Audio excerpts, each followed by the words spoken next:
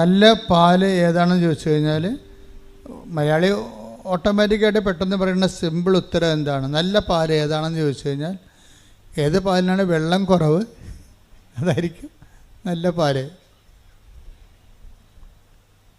ഇപ്പം മിൽമ പാല് മറ്റു പാല് ഏജൻസിയൊക്കെ വന്ന കാരണം എല്ലാം കെമിക്കൽ ടെസ്റ്റ് ചെയ്തൊക്കെ പാലിൻ്റെ ചേരുവകയുടെ കണ്ടൻറ്റ് വൈസ് എല്ലാം ടെസ്റ്റ് ചെയ്ത് ആണ് നമുക്ക് തരണത്. എനിവേ പണ്ടൊക്കെ പാലും മെയിൻ കംപ്ലൈൻറ്റ് പാലിൻ്റെ അത് വെള്ളമാണെന്നുള്ളതാണ്. അത് വെള്ളത്തിൻ്റെ അളവ് നമ്മൾക്ക് മനസ്സിലാകാതിരിക്കാൻ വേണ്ടിയാണ് മറ്റൊരു നാട്ടിൽ നിന്ന് വന്നവർ മണ്ണിരയൊക്കെ ഇട്ടുകൊണ്ട് കൊണ്ടുപോകുന്നത്. കൊഴുത്ത് കൊടുത്ത് അങ്ങനെ ഇരിക്കും, വെള്ളമില്ലെന്ന്, കൊഴുപ്പ്. അങ്ങനെയാണ് ഇതെല്ലാം. പണ്ട് അരിയിലൊക്കെ ഭയങ്കര കല്ലായിരുന്നു. കല്ല് ചേർക്കാൻ വേണ്ടി മാത്രം കമ്പനികളുണ്ടായിരുന്നു. മുക്കാച്ചാക്ക് അരി വാങ്ങിച്ചിട്ട് കാൽച്ചാക്ക് കല്ല് ചേർത്തിട്ട് മിക്സ് ചെയ്യാൻ വേണ്ടി പ്രത്യേകം, ആ സ്ഥലമൊന്നും ഞാൻ പറയണില്ല, പത്രത്തിൽ ഇങ്ങനെ മുഴുവൻ ഈ കല്ല് ചേർക്കുന്ന സ്ഥലങ്ങളെല്ലാം കാണിക്കുമായിരുന്നു. കല്ലിൻ്റെ കാലൊക്കെ ഷോർട്ട് ഐസ് വന്നപ്പോഴാണ് ഇപ്പോൾ കല്ലിൻ്റെ കാലമൊക്കെ മാറിയത്, വെള്ളത്തിൻ്റെ കാലം. അപ്പം നമ്മൾ പതുക്കെ മെച്ചമായി പല മേഖലകളിലും മെച്ചമായിക്കൊണ്ടിരിക്കുകയാണ്. നമ്മളെ പണ്ട് ചോറെന്ന് പറയുമ്പോൾ അപ്പോൾ തന്നെ കല്ല് കടിച്ചു ആൾക്കാർ നിലയും വിളിച്ചിരിക്കും, ചിലർ ചോറിട്ടും പോകും. ഇതുപോലെ വിശ്വാസത്തിലും കല്ല് കടിക്കണ വിശ്വാസമുണ്ട്. വിശ്വാസത്തിൽ ചില ആൾക്കാരൊക്കെ കല്ല് ചേർത്ത് വെച്ചേക്കും. അതിൻ്റെ അകത്ത് വിശ്വാസത്തിലെ കല്ലെന്താണ്? സംശയം എന്ന് പറയും. സംശയത്തിന് വിശ്വാസത്തിൽ ചോറിൽ കല്ലുള്ളത് പോലെയാണ് വിശ്വാസത്തിലുള്ള കല്ലാണ് സംശയം. എപ്പോഴും നമ്മൾ ശ്രദ്ധിക്കേണ്ട ഒരു വിഷയം, നിങ്ങൾ വിശ്വാസ യാത്ര ചെയ്യുമ്പോൾ ഉടമ്പടി എന്ന് പറയുന്നത് ഏറ്റവും ഷോർട്ട് പീരീഡ് കൊണ്ട് വിശ്വാസത്തിൻ്റെ ഫലം കിട്ടുന്ന ഒരു പ്രെയറാണ് ഉടമ്പടി.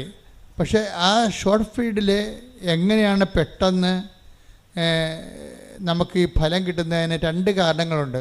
ഒന്ന്, ദൈവം നിങ്ങളുടെ അവിശ്വാസം നോക്കാതെ ദൈവം ഇങ്ങോട്ട് കോൺട്രിബ്യൂട്ട് ചെയ്യും. അത് ആദ്യത്തെ കാലത്തേ ഉള്ളൂ കേട്ടോ. ഉടമ്പടിക്കാരറിയാം നിങ്ങളിപ്പോൾ അപ്പോൾ ഉടമ്പടിയിൽ ഇപ്പോൾ ആദ്യം ഉടമ്പടി എടുക്കുമ്പോൾ തന്നെ പെട്ടെന്ന് കുറച്ച് അനുഭവം കിട്ടിക്കഴിയുമ്പോൾ നിങ്ങൾ ഓർക്കരുത് മൊത്തം ഇനി ഇങ്ങനെ തന്നെ ആയിരിക്കുമെന്ന്. അങ്ങനെ തന്നെ ആയിരിക്കത്തില്ല. ആദ്യം 1-2 അനുഭവങ്ങൾ തരണം. ദൈവം ഇൻസെൻറ്റീവ് ചെയ്യണതാണത്. നിങ്ങൾക്ക് ദൈവം നിങ്ങളുടെ ഒരു പരാധീനതയും ഇപ്പോഴത്തെ മാനസികാവസ്ഥയും ശാരീരികാവസ്ഥയും കുടുംബത്തിൻ്റെ പശ്ചാത്തലം എല്ലാം കണ്ടിട്ട് നിങ്ങൾക്ക് പെട്ടെന്ന് ഒരു ഇൻസെൻറ്റീവ് തരണതാണ്. ഇപ്പം അമ്മമാർ കുഞ്ഞുങ്ങൾക്ക് മുല കൊടുക്കത്തില്ലേ? പക്ഷേ 5 വയസ്സാകുമ്പോൾ പറയും നീ പോയി എടുത്ത് കുടിക്കണമെന്ന് പറയും, പാല് അടുക്കള ഇരിപ്പുണ്ടെന്ന് പറയും. ആ വിഷയമാരില്ലേ? ടോൺ മാറി. ഒരേ കൊച്ചു കുടിക്കുന്ന സംഭവത്തിന് വ്യത്യാസമൊന്നും ഉണ്ടാകത്തില്ലെങ്കിലും ടോൺ മാറി അമ്മയുടെ. എന്താ കാര്യം? നമ്മൾ തന്നെ ചെയ്യേണ്ടത് നമ്മൾ ചെയ്യാതെ ഈസി ആയിട്ട് കൊച്ച് വരുന്നതുകൊണ്ടാണ് അങ്ങനെ ചെയ്യണത്. പണ്ടൊക്കെ ചില അമ്മമാർ ഒരു മുഞ്ചെന്ന് സാധനം ഉണ്ടായിരുന്നു, അത് അരച്ച് മുലക്കെണ്ണ പുരട്ടും. എന്താ കാര്യം? ചെന്നി നായകം അങ്ങനെയൊക്കെ പുരട്ടുമായിരുന്നു. ഇപ്പം പിന്നെ പെട്ട കാര്യം നിങ്ങൾ കൊടുക്കണില്ലല്ലോ നിങ്ങൾ. അപ്പോൾ എന്താ പ്രശ്നം വെച്ച് കഴിഞ്ഞാൽ അപ്പോൾ കഴിച്ചിട്ട് കൊച്ചു കുടിക്കത്തില്ല. 4 വയസ്സുകാരൊക്കെ പണ്ട് ചില പറയല്ലേ, ചില അമ്മമാർ പറയും ഇപ്പം 4 വയസ്സ് വരെ എൻ്റെ മുല കുടിച്ചാണെന്ന് പറയും. ഇതൊന്നും വിശ്വാസത്തിൽ നടക്കത്തില്ല. വിശ്വാസത്തിൽ ഒരു ടൈം കഴിയുമ്പോൾ ആദ്യത്തെ ഇൻസെൻറ്റീവ് തരും, ബാക്കി പിന്നെ നമ്മളെല്ലാം സ്വന്തമായിട്ട് ഏൺ ചെയ്യണം. അതിനാണ് ഉടമ്പടിയുടെ ബാക്കിയുള്ള സംഭവങ്ങളെല്ലാം ഉള്ളത്. അങ്ങനെയാണ്. ആദ്യം നിങ്ങൾ ഓർക്കരുത്, ആദ്യം കിട്ടണത് തന്നെ ഉടമ്പടിയുടെ അനുഭവമാണെന്ന് നിങ്ങൾ വിചാരിക്കരുത്. എല്ലാം അങ്ങനെയല്ല. ആദ്യം നിങ്ങളുടെ പരുവക്കേട് കണ്ടിട്ടും പരാധീനത കണ്ടിട്ടും ദൈവം കോൺട്രിബ്യൂട്ട് ചെയ്യണതാണ്. എന്ന് വെച്ചാൽ നിങ്ങളൊന്ന് പിടിച്ച് നിൽക്കുക, ഓക്സിജനൊക്കെ ഒന്ന് എടുത്തിട്ട് അല്പമൊക്കെ ബലം പ്രാപിച്ചു കഴിയുമ്പോൾ പിന്നീട് നിങ്ങൾ ഏൺ ചെയ്യണം, സമ്പാദിക്കണം. അതാണ് പറയുന്നത്. ആദ്യം എടുത്തപ്പോൾ തന്നെ ഭയങ്കര അനുഗ്രഹമായിരുന്നു, പിന്നൊരു അനക്കമില്ലാത്ത ദൈവത്തിനല്ല, നിങ്ങൾക്കാണ് അനക്കമില്ലാത്തത്. എന്താ കാര്യം? നിങ്ങൾ ഓർത്ത് ഇതുപോലെ ready to eat instant breakfast പോലെ ഇങ്ങനെ പണം കുലുക്കണ മരം പോലെ ഈ സംഭവം കുലുങ്ങി വീഴത്തില്ല. നിങ്ങളോട് എന്താ പറഞ്ഞിരിക്കണം? അവൻ പറയണ പോലെ ചെയ്യുക. അതാണ് സംഭവം. അപ്പോൾ ആദ്യത്തെ ഒരു ടൈം കഴിയുമ്പോൾ പിന്നെ ഒരു ടഫ് ടൈമാണ്. അപ്പോഴാണ് നിങ്ങൾ ഉടമ്പടി പിന്നെ കിട്ടണതെല്ലാം നിങ്ങളുടെ അവൻ പറയണ പോലെ ചെയ്തതിൻ്റെ പേരിൽ ദൈവം നിങ്ങൾക്ക് നൽകുന്ന ന്യായമായ ആനുകൂല്യങ്ങളായിരിക്കും. ആദ്യത്തേതെല്ലാം ഔദാര്യമാണ്. ഇപ്പം ഗ്രാൻഡായിട്ട് തന്നെയാണത്. അത് തിരിച്ചടക്കേണ്ട കാര്യമില്ലാതെ പോലെ നമുക്ക് കിട്ടത്തില്ല. അതുപോലെ ഗ്രാൻഡാണ്. പക്ഷേ ഒരു ഒരു ഒരു 1-2 അനുഭവങ്ങൾ കഴിഞ്ഞാൽ പിന്നെ ഈ സാധനം ചിലർക്ക് പെട്ടെന്ന് നിങ്ങൾ സ്വിച്ചിട്ട പോലെ നിൽക്കും. അപ്പം നിങ്ങൾ ഓർക്കും ഉടമ്പടി ഇത്രയേ ഉള്ളെന്ന്. അല്ല, നിങ്ങൾ ഇത്രയേ ഉള്ളൂ. അതാണ് പ്രശ്നം. ഉടമ്പടി ഇത്രയേ ഉണ്ടായിട്ടല്ല, നിങ്ങൾ ഇത്രയേ ഉള്ളൂ. എന്താ കാര്യം? ഇങ്ങനെ ഓസിന് കിട്ടുന്ന കാര്യം അങ്ങോട്ട് വെട്ടി വിഴുങ്ങിയിട്ട് കൈയും കെട്ടി പഴയതുപോലെ ഇരിക്കും. ഇത് വർക്കൗട്ട് ചെയ്യത്തില്ല. എന്താ കാര്യം? ഇനി നിങ്ങളുടെ ഊഴമാണ്. അവൻ പറയണ പോലെ ചെയ്യണ ഊഴമാണ്. അതാരാണ് ദൈവസ്നേഹത്തോടെ ചെയ്യണത്? ദൈവസ്നേഹത്തോടെ ചെയ്യണമെങ്കിൽ ആദ്യം വേണ്ടത് സംശയങ്ങൾ ഇല്ലാത്ത ഒരു വിശ്വാസം രൂപപ്പെടുത്തിയെടുക്കണം. പല ആൾക്കാർക്കും വിശ്വാസമുണ്ട്, പക്ഷേ പകുതി 50% സംശയവും 50% വിശ്വാസമാണ് ഉള്ളത്. അപ്പോൾ നിങ്ങളെപ്പോഴും വിശ്വാസം വർദ്ധിപ്പിക്കാൻ വേണ്ടി പ്രാർത്ഥിക്കും. അങ്ങനെ അത് പ്രാർത്ഥിക്കുന്നത് തെറ്റില്ല. പക്ഷേ നിങ്ങൾ വിശ്വാസത്തിൻ്റെ മാത്രം മെക്കാനിസം കാണിച്ചാൽ റിപ്പയർ ചെയ്താൽ ഈ സാധനം വർക്കൗട്ട് ചെയ്യത്തില്ല. നിങ്ങളെന്താ കാര്യം? അതിൽ നിങ്ങൾ ചെയ്യേണ്ടത് സംശയം ദൂരീകരിക്കാൻ വേണ്ടി പ്രാർത്ഥിക്കണം. ഈ സംശയം ദൂരീകരിക്കണമെങ്കിൽ എന്ത് ചെയ്യണം? സ്നേഹത്തിൻ്റെ ലെവൽ കൂടിയാൽ മാത്രമേ സംശയം ദൂരീകരിക്കത്തുള്ളൂ. ചില ഭാര്യമാർക്ക് കെട്ടിയകാലം വരെ സംശയമാണ്. എന്താ കാര്യം? ഇവിടെ വർത്തമാന രീതികളൊന്നും അവളോട് ആത്മാർത്ഥത ഉള്ളതായിട്ട് അവൾക്ക് തോന്നിയിട്ടില്ല. എന്താ പ്രശ്നം? അങ്ങനെ വരാൻ കാര്യം അതാ. ചില ഭാര്യമാർക്കും തിരിച്ചു വരും, ഭർത്താക്കന്മാർക്കും തിരിച്ചു വരും. ഇങ്ങനെ സംശയം വെച്ച് കഴിഞ്ഞാൽ ഈ സ്നേഹം കുറയുന്ന പോലെ അവർക്ക് തോന്നിയാൽ പിന്നെ സംശയം കൂടിക്കൊണ്ടേയിരിക്കും. ഡിമാൻഡുകൾ ചില ലേഡീസ് എപ്പോഴും പറയത്തില്ലേ, അത് വാങ്ങിക്കണം ഇത് വാങ്ങിക്കണം എന്ന്. കാര്യമൊന്നും ഉണ്ടാകത്തില്ല, അവർക്ക് ആവശ്യമില്ലായിരിക്കും, എന്നാലും മേടിക്കണമെന്ന് പറയും.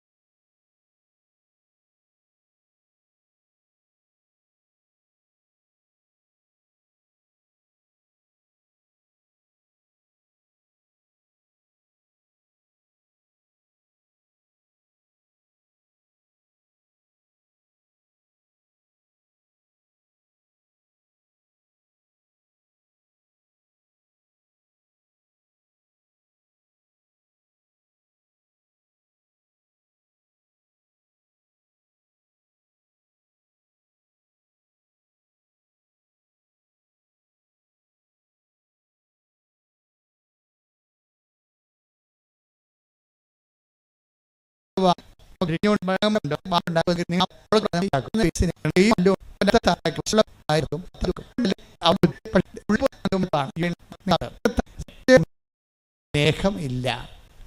അപ്പോൾ പിന്നെ ആർക്കാണ് മരുന്ന് കൊടുക്കേണ്ടത്? സ്നേഹമാണ്. ലവ് ലെവലാണ് വർദ്ധിപ്പിക്കേണ്ടത്. ഉടമ്പടിയുടെ ഒരു ജീവശാസ്ത്രം, ബയോളജി ഓഫ് ദി കവനൻറ്റ്, അതിൻ്റെ ഗ്രോത്ത് വരുന്ന, അത് വളർന്നു വരുന്ന ഒരു ജീവശാസ്ത്രം അങ്ങനെയാണ്. സംശയങ്ങൾ കുറഞ്ഞുകൊണ്ടിരിക്കാൻ നോക്കുമ്പോൾ അതിന് സംശയം കുറയ്ക്കണമെന്നല്ല പ്രാർത്ഥിക്കേണ്ടത്. പ്രശ്നം എന്താണ്? സ്നേഹം കൂട്ടണമേ. പക്ഷെ സ്നേഹത്തിനൊരു കുഴപ്പമുണ്ട്. ഞാൻ സ്നേഹിക്കുന്നു എന്ന് പറഞ്ഞാലൊന്നും ദൈവം ഏക്കത്തില്ല.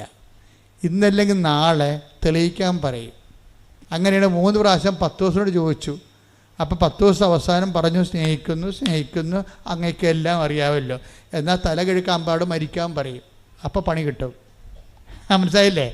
സ്നേഹിക്കുന്നു 10 ദിവസം 3 പ്രാവശ്യം പറഞ്ഞ്. പക്ഷേ തൽക്കാലത്തൊക്കെ ആ പാഠം അവിടെ വെച്ച് ആ ടെസ്റ്റ് അവിടെ വെച്ച് അവസാനിക്കുകയാണ്. പക്ഷേ അത് കർത്താവ് പറയും, നീ പറഞ്ഞൊക്കെ ഞാൻ അംഗീകരിച്ചു, പക്ഷേ ഇതിനൊരു ടെസ്റ്റ് ഉണ്ട്. അതെന്താണ്? എനിക്കിട്ട കുരിശ് തല കിഴക്കാൻ പാടാതെ നിനക്കിട്ടും. അപ്പം നീ എന്ത് പറയും? അതാണ് സ്നേഹം. ചെല്ലണതല്ല, ചെയ്യണതാണ് സ്നേഹം. മനസ്സിലായില്ല? അതുകൊണ്ടാണ് അവൻ പറയണ പോലെ ചെയ്യാൻ പറയണത്. കർത്താവിൻ്റെ നാമത്തിൽ അവൻ്റെ സ്നേഹത്തെ പ്രതി നമ്മൾ എന്ത് ചെയ്തു എന്നാണ് ദൈവം നോക്കണത്. പ്രാർത്ഥിക്കുക. കർത്താവായ ദൈവമേ, കർത്താവായ ദൈവമേ, നിന്റെ സ്നേഹത്തിൽ വളരാൻ, വിശ്വാസത്തിൽ ഉയരാൻ, സംശയം കുറക്കാൻ, എന്നെ സ്നേഹത്തിന്റെ പ്രവൃത്തികളുടെ സുവിശേഷത്തിന്റെ സാക്ഷികളാക്കണമേ. ശ്രുതികട ഹല്ലേലൂയ ഹല്ലേലൂയ ഹല്ലേലൂയ ഹല്ലേലൂയ. ആരാധന, വിശ്വാസം പ്രവൃത്തി പദത്തിൽ കൊണ്ടുവരുവാൻ ഈ ആരാധനയിലൂടെ ഞങ്ങളെ അഭിഷേകം ചെയ്യണമേ. Hallelujah hallelujah.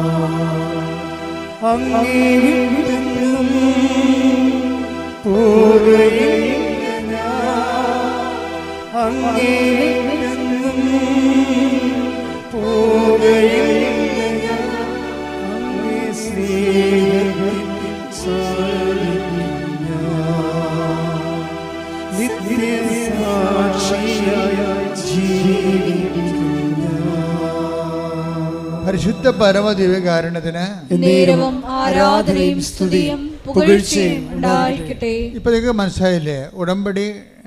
അതിൻ്റെ ഉടമ്പടി നമ്മൾ ഒരു ഡ്രൈവർ ആകുമ്പോൾ തന്നെ അതിൻ്റെ മെക്കാനിസ്റ്റും ആകണം. അത് മനസ്സിലായില്ലേ? നമ്മൾ ഉടമ്പടി ഡ്രൈവറായിട്ട് മാത്രം ഇരുന്ന് കഴിഞ്ഞാൽ ഈ സാധനം ഇടയ്ക്ക് വഴി വീണാൽ ആരും സഹായിക്കത്തില്ല. അപ്പോൾ മെക്കാനിസം കൂടി അറിഞ്ഞു കഴിഞ്ഞാൽ നമുക്ക് തന്നെ റിപ്പയർ ചെയ്തുകൊണ്ട് വണ്ടി ഓടിച്ചുകൊണ്ട് പോകാൻ പറ്റുമോ? അപ്പോൾ എന്താ സംഭവം? ഉടമ്പടിക്ക് വീഴ്ച വരാൻ സാധ്യതയുള്ളത് ദൈവസ്നേഹം കൂട്ടാൻ നിങ്ങൾ ശ്രദ്ധിച്ചു കഴിഞ്ഞാൽ മതി. വേറെ ഒന്നും ചെയ്യേണ്ട. ദൈവസ്നേഹം കൂട്ടാൻ വേണ്ടി പ്രവർത്തനമല്ലാതെ അവിടെ കൊണ്ട് പ്രാർത്ഥന കൊണ്ടോ ചൊല്ലൽ കൊണ്ടോ ഒന്നും ചെയ്യാൻ പറ്റത്തില്ല. അപ്പം അതുകൊണ്ട് ചെയ്യണ കാര്യങ്ങൾ അളിഞ്ഞ മോന്തയുമായിട്ട് ചെയ്യരുത്. എനിക്ക് തന്നെ ഈ അളിഞ്ഞ മോന്തക്കാരെ കാണുമ്പോൾ തന്നെ എനിക്ക് പറയും. എന്താ കാര്യം? ഞാൻ പറഞ്ഞു, നിങ്ങൾ സ്മാർട്ടായിട്ട് നിൽക്കുക. മാതാവിൻ്റെ അടുത്തല്ല നിൽക്കണത്. അതായത് നിങ്ങൾ ചായക്കടയിലും ആശുപത്രിയിലും അല്ലല്ല നിൽക്കണത്. ആശുപത്രിയിലാണെങ്കിൽ ഈ മരുന്ന് കഴിച്ചാൽ ശരിയാകുമോ ഇല്ലേ, ഈ ഡോക്ടറാണ്, അതിന് വേറെ ഡോക്ടറുണ്ടാ.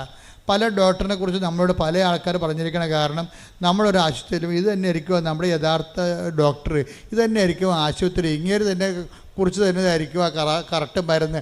അങ്ങേര് കുറിച്ച് തന്നെ കറക്റ്റായാൽ പോലും നമുക്ക് അങ്ങനെ സംശയമായിരിക്കും. അതുകൊണ്ടാണ് ഈ അളിഞ്ഞ മോന്ത വന്നത്. ഉടമ്പടി എന്ന് പറയുന്ന ഒരു സ്മാർട്ട് പ്രോജക്റ്റാണ്. കർത്താവിൻ്റെ അടുത്ത് വരുമ്പോൾ ഞാൻ ഇവിടെ ഇന്നലെയൊക്കെ അവർ പറഞ്ഞു, നിങ്ങൾ സന്തോഷമായിട്ട് പോകും. എന്താ കാര്യം? ഇത് ശരിക്കും മാതാവിൻ്റെ അടുത്ത് നിന്ന് പോകുന്നവർ അവർ കൃത്യമായിട്ടുള്ള ആൾക്കാരുടെ അമ്മ കൂടെ പോകും. കാര്യം നിങ്ങളുടെ ചില ആൾക്കാരുടെ കൂടെ വരാത്തതിൻ്റെ കാര്യം നിങ്ങളെ അളിഞ്ഞ മോന്തയായിട്ട് വരണേ. ചത്തവൻ്റെ വീട്ടിൽ മരിച്ചവരിക്കണവർ അടുത്ത ആൾ അങ്ങോട്ട് പോവുകയും ചെയ്യും. ഇതെല്ലാം മാതാവ് കാണുന്നുണ്ടല്ലോ. അതിൻ്റെ അടുത്ത് ഈ പന്നി വിശ്വസിക്കണില്ല എന്നുള്ളത് അമ്മയ്ക്ക് അറിയാം. പിന്നെ ഇതിൻ്റെ കൂടെ പോയിട്ട് എന്നാ കാണിക്കാനാണ്? അതാണ് നിൻ്റെ കൂടെ വന്നിട്ട് എന്നാ കാണിക്കാനാണ്? പക്ഷെ നിനക്ക് നല്ല ദൈവസ്നേഹമുണ്ട്, നല്ല പ്രത്യാശ ഉണ്ട്. കഴിഞ്ഞ ദിവസങ്ങളിലേ അമലു എന്ന് പറഞ്ഞൊരു കുഞ്ഞൊരു സാക്ഷ്യം പറഞ്ഞാണ്. അമലുവിൻ്റെ സാക്ഷ്യം എന്ന് പറഞ്ഞത്, അമലു ഉള്ളതുപോലെ മാതാവിനോട് പറയുന്ന ആളാണ്. അമൽ പറഞ്ഞു, 10 കൊല്ലയുടെ മക്കളില്ലേ ആളിന്. അപ്പോൾ പല ചികിത്സ കഴിഞ്ഞിട്ട് ഇവ മക്കൾ എന്നുള്ള കാര്യം ആ ചാപ്റ്റർ അവർ ക്ലോസ് ചെയ്തിരിക്കുകയാണ്. ഇനിയിപ്പോൾ ഇങ്ങനെ ജീവിച്ചോളാമെന്നുള്ള ഒരു മനസ്സിനെ അങ്ങനെ പഠിപ്പിച്ചു, അങ്ങനെ കുഴപ്പമില്ലാതെ പോവുകയാണ്. അപ്പോഴാണ് ആൾക്കാർ പറയണത്, കൃപാസനം മാതാവ് 25 വർഷമായിട്ട് മക്കളില്ലാത്തവർക്ക് മക്കളെ കൊടുക്കുന്നുണ്ടെന്ന് പറഞ്ഞു. അപ്പോൾ അവർക്ക് പുതിയൊരു അധ്യായം ആണ് ശരിക്കും തുറന്നത് ജീവിതത്തിൽ. അതാണ് സംഭവം. പിന്നെ അത് നിങ്ങൾ അങ്ങോട്ടും ഇങ്ങോട്ടും പറയണില്ലേ, അതാണ് സുവിശേഷം എന്ന് പറയണത്. നിങ്ങൾ പറയാതിരിക്കരുത്. നിങ്ങൾക്ക് പറയാൻ കഴിവുണ്ടെന്നും നിങ്ങൾക്ക് പറയാൻ കഴിയുമെന്നും ഒക്കെ അമ്മയ്ക്കറിയാം. ഇവിടുത്തെ നിങ്ങൾ പണി മേടിക്കാൻ പോണ എപ്പോഴാണെന്നറിയാമോ? നിങ്ങൾക്ക് ഇത്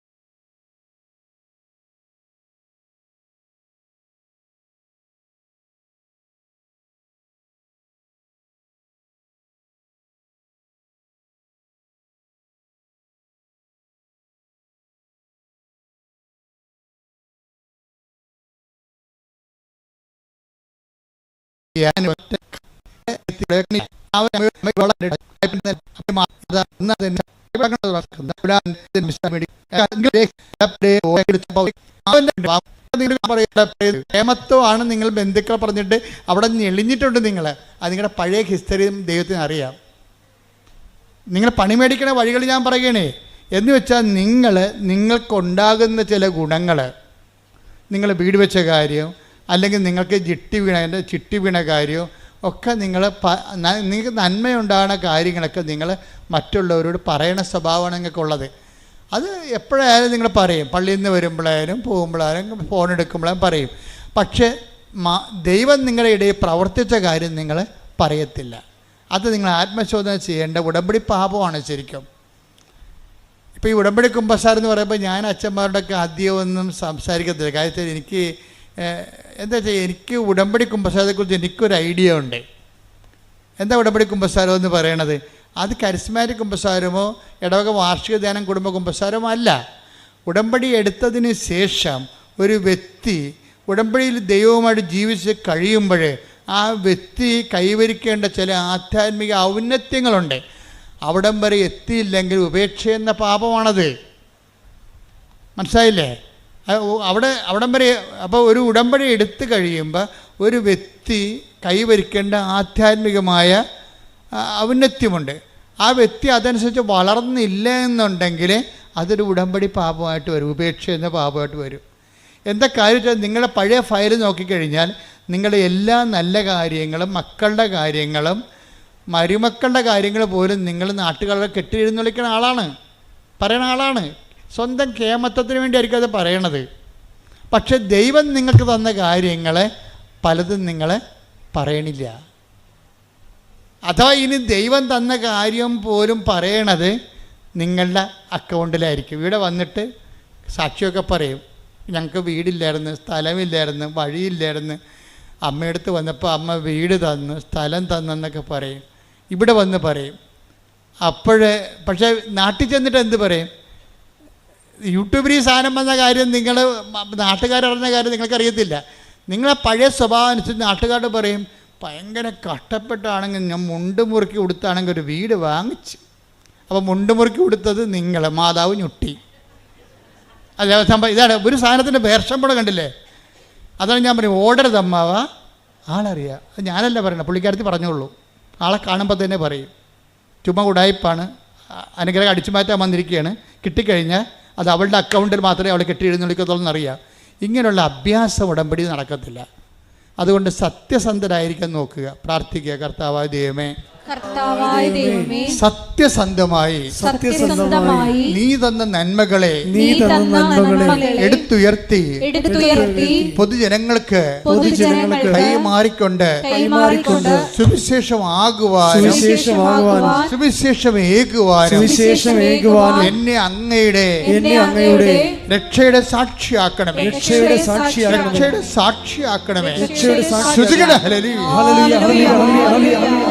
മറ്റുള്ളവരുടെ മുമ്പിൽ നീ തന്ന നന്മകൾ പ്രകീർത്തിക്കുവാൻ, ധൈര്യത്തോടെ പ്രഘോഷിക്കുവാൻ ഈ ആരാധനയിലൂടെ ഞങ്ങൾ അഭിഷേകം ചെയ്യുന്നു.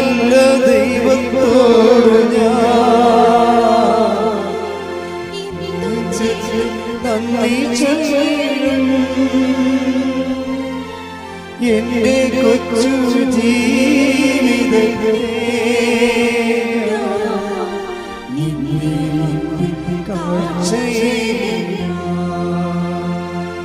ഇത്ര നല്ല ദൈവത്തോട്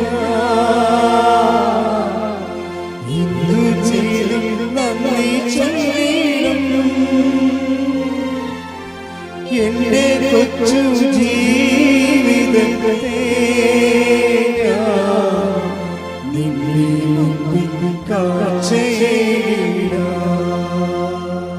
ഉടമ്പടി ഒരു ടൈം ബൗണ്ട് ആയിട്ടുള്ള പ്രെയറാണ്. 90 ദിവസമാണ് ഫസ്റ്റ് യൂണിറ്റ് എന്ന് പറയണത്, ഫസ്റ്റ് യൂണിറ്റ്. അപ്പോൾ 90 ദിവസത്തിനുള്ളിൽ നിങ്ങൾക്ക് എന്ത് സംഭവിക്കുന്നു എന്നുള്ളതല്ല വിഷയം. ക്യാഷ് ആൻഡ് കൈൻഡായിട്ട് എന്ത് സംഭവിക്കുന്നു എന്നുള്ളതല്ല, ദൈവവും നിങ്ങളും തമ്മിലുള്ള ബന്ധത്തിൽ എന്ത് സംഭവിക്കുന്നു. ഇപ്പം ഞാൻ അവളുടെ മഞ്ജുഷയുടെ അമലുവിൻ്റെ കാര്യം പറഞ്ഞില്ലേ, അമലു പെട്ടെന്നാണ് മാതാവുമായിട്ട് നല്ല സീരിയസ് റിലേഷനിൽ വന്നത്. എന്നിട്ട് മാതാവിനോട് പറഞ്ഞ എന്താ, കഴിഞ്ഞ ഡിസംബറിൽ അമലു വന്നിട്ട് പറഞ്ഞ്, അമ്മേ ഇത് ഡിസംബർ മാസമാണ്, it is a holy month, വളരെ വിശുദ്ധമായൊരു മാസമാണ്, അമ്മയ്ക്ക് ഈശോനെ കിട്ടിയ മാസമാണ്, എനിക്കും ഒരു കുഞ്ഞിനെ തരണം. കണ്ട എന്ത് സിമ്പിളാണ് ആ പ്രെയർ. അവൾ ആ മാസം ഗർഭിണിയായി. ഹല്ലേലൂയ ഹല്ലേലൂയ യേശുവേ നന്ദി യേശുവേ ആരാധന. അപ്പോൾ ദൈവത്തോട് ഇൻട്രാക്ട് ചെയ്യണം. ഞാൻ എപ്പോഴും പ്രാധാന്യം കൊടുക്കുന്നത് common faith of the common പീപ്പിളാണ്. നമുക്ക് സംഭവിച്ചത് വിശ്വാസത്തിന് ഒരു സാങ്കേതിക ജടിലതയിൽ അപ്രാപ്യമായിട്ട് സാങ്കേതിക ജ്ഞാനമായിട്ട് പ്രതിഷ്ഠിക്കപ്പെട്ടത് കാരണം ഈ വിശ്വാസത്തിൻ്റെ നല്ല ഫലങ്ങൾ താഴേക്ക് വരത്തില്ല. താഴേക്ക് വരുത്താൻ വേണ്ടി വല്ല രാഷ്ട്രീയ കഥകളോ നാട്ടുകഥകളോ, അവിടെ കല്ലില്ല ഇവിടെ കല്ലില്ല എന്നൊക്കെ പറഞ്ഞ് പുൾപ്പിറ്റ് ആപ്പാടെ കുളമാക്കി കളയും. ജനങ്ങൾക്ക് ദൈവത്തിൻ്റെ വഴികൾ പറഞ്ഞു കൊടുക്കാനും ദൈവാനുഭവത്തിലേക്ക് ജനങ്ങളെ നയിക്കാനും അവർ അനുഭവിച്ച് പരിചയിച്ച ആധ്യാത്മികതയുടെ ചില പുഴുക്കുത്തുകളെ എടുത്തു മാറ്റിയിട്ട് അതിനെ ക്രെഡിലൈസ് ചെയ്തിട്ട് അതിലവരെ ബൂസ്റ്റ് ചെയ്യുകയാണ് ഉടമ്പടി ചെയ്യണത്. എന്നിട്ട് ഇപ്പം നിങ്ങൾക്ക് സംസാരിക്കാൻ നല്ലോണം അറിയാം, അപ്പോൾ ദൈവത്തോട് നിങ്ങൾ അമ്മയെന്നല്ലേ വിളിക്കണത്, അല്ലേ? അല്ല കളക്ടർ എന്നൊന്നല്ലല്ലേ വിളിക്കണത്, അമ്മ. അപ്പോൾ നമുക്ക് ആ ഒരു അമിക്കബിലിറ്റി ഉണ്ട് പ്രെയറിൽ. അപ്പോൾ നിങ്ങൾ അമലു എന്താ ചെയ്യണത്, അമ്മേ ഇതൊരു നല്ല മാസമാണ്, നല്ല വിശുദ്ധമായ മാസമാണ് ഡിസംബർ, അമ്മയ്ക്ക് ഉണ്ണീശനെ കിട്ടിയ മാസമാണ്, എനിക്ക് ഒരു കുഞ്ഞിനെ തരണം. സിമ്പിളല്ലേ പ്രെയർ? ഇതിനേക്കാൾ വലിയ പ്രാർത്ഥന എന്തുകൊണ്ട്? ആ പ്രാർത്ഥന അപ്പം തന്നെ അമ്മ പച്ചമഷിക്ക് അങ്ങോട്ട് ഒപ്പിട്ട് സാങ്ഷൻ ചെയ്യുകയാണ്. ആ ആഴ്ച തന്നെ അവൾ പ്രഗ്നൻ്റ് ആകുകയാണ്. എന്ത് രസമാണ് കേൾക്കാൻ. അവൾ കുഞ്ഞിനെയും കൊണ്ടാണ് കഴിഞ്ഞ ദിവസം വന്നിരുന്നു ഇവിടെ. 10 കൊല്ലമായിട്ട് ഇതിനെക്കുറിച്ചൊരു ഐഡിയ ഇല്ലാതെയാണ്. നമുക്കൊരു സങ്കല്പമില്ലാത്ത സംഭവങ്ങളെല്ലാം മാതാവ് ഇതെല്ലാം നമുക്ക് തൊടാവുന്ന രീതിയിൽ അനുഗ്രഹമായിട്ട് കൈ തരും. പക്ഷെ നമുക്കെന്താ വേണ്ടത്? അമലുവിന് സംശയമില്ല അവൾ പറയുന്നതിൽ. ആ വർത്തമാനം കേട്ടാൽ മനസ്സിലാവും, സ്നേഹം മാത്രമേ ഉള്ളൂ, അതിൽ സംശയമില്ല. ആ വർത്തമാനം സ്കാൻ ചെയ്യുമ്പോൾ അറിയാൻ പറ്റും. എന്താണ്? ഓ ഞാനിങ്ങനെയൊക്കെ പറയണേ, കിട്ടുക വെറുതെ, ഇത് രൂപമല്ലേ അമ്മയല്ലല്ല. അവിടേക്കാണ് പ്രശ്നം വേണ്ടത്. ഇത് രൂപമല്ലേ അമ്മയല്ല എന്നാണ് പറഞ്ഞിരിക്കുന്നത്. ഈ വങ്കന്മാർക്കാണ് ഇങ്ങനെയൊക്കെ തോന്നണത്. കാരണം അതായത് അനുഭവമുള്ളവർ അമ്മയുടെ സാന്നിധ്യത്തിൻ്റെ പ്രതീകമാണിത്. ഞാനിവിടെ സംസാരിക്കുമ്പോൾ എൻ്റെ അമ്മയോടാണ് സംസാരിക്കുന്നത്. ആ ഒരു എല്ലവെന്ന് പറഞ്ഞാൽ ആത്മബന്ധത്തിൻ്റെ ആന്തരികതയാണ്. അതെന്ന് പറയണത് ധ്യാനത്തിനേക്കാൾ വലിയ സംഭവമാണ്. ആത്മബന്ധത്തിൻ്റെ ആന്തരികത നമുക്കറിയാമല്ലോ. നമ്മൾ എന്ത് ജ്ഞാനം, ഇപ്പം എന്ത് കറണ്ട്, എത്ര കറണ്ട്, നിങ്ങളൊരു കാര്യം സിമ്പിളായിട്ട് മനസ്സിലാക്കണേ. എത്ര കറണ്ട് ഇടുക്കിയിലുണ്ടാക്കിയാലും നാട്ടിൽ വരണത് എന്തിലൂടെയാണ്? ഒരു വയറിലൂടെയാണ് വരണത്.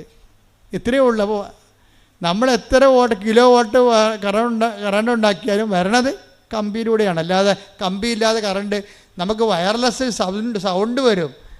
സൗണ്ട് വയർലെസ്സിലൂടെ വയറില്ലെങ്കിലും വരും. പക്ഷേ കറണ്ട് വയർലെസ്സായിട്ട് വരത്തില്ല.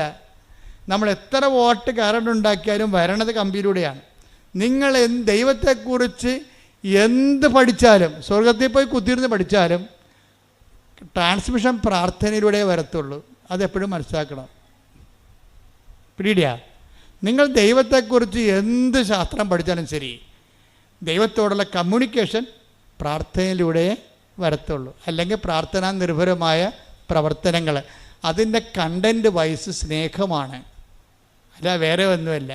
വിശ്വാസമെന്ന് പറഞ്ഞു കഴിഞ്ഞാൽ വിശ്വാസത്തിൻ്റെ അകത്തുള്ളൊരു കുഴപ്പം, അതിൻ്റെ അകത്ത് നമ്മൾ സൂക്ഷിച്ചില്ലെങ്കിൽ സംശയത്തിൻ്റെ ഒരു ചേരുവക ഉണ്ടാകും. അതുകൊണ്ട് ദൈവം നിങ്ങൾ വിശ്വാസത്തെ ഒത്തിരി ഇട്ട് വർദ്ധിപ്പിക്കാൻ വേണ്ടി അതിൻ്റെ അകത്ത് റിപ്പയർ ചെയ്യാൻ നോക്കണ്ട, ടൈം എടുക്കും. അതിന് പറയും നിങ്ങളെന്താ ചെയ്യേണ്ടത്? ദൈവത്തോടുള്ള സ്നേഹം വർദ്ധിപ്പിക്കണം. എന്താ കാര്യം? സ്നേഹം വർദ്ധിക്കുന്നുണ്ടെങ്കിൽ, ദൈവത്തോട് നിങ്ങൾക്ക് സ്നേഹം ഉണ്ടെങ്കിൽ, നിങ്ങൾക്ക് നിങ്ങളുടെ നാത്ത് ചില ആൾക്കാർ പറയുന്നത്, എൻ്റെ അച്ഛൻ എന്ത് ചെയ്യാനാണ് അച്ഛൻ, എൻ്റെ മാല അവൾ കൊണ്ടുപോയി, ഇപ്പം തരാമെന്ന് പറഞ്ഞ് കൊണ്ടുപോയതാണ്. അവളുടെ മാല ചിട്ടിക്ക് എടുത്തപ്പോൾ പണയം വെച്ച് പോയി.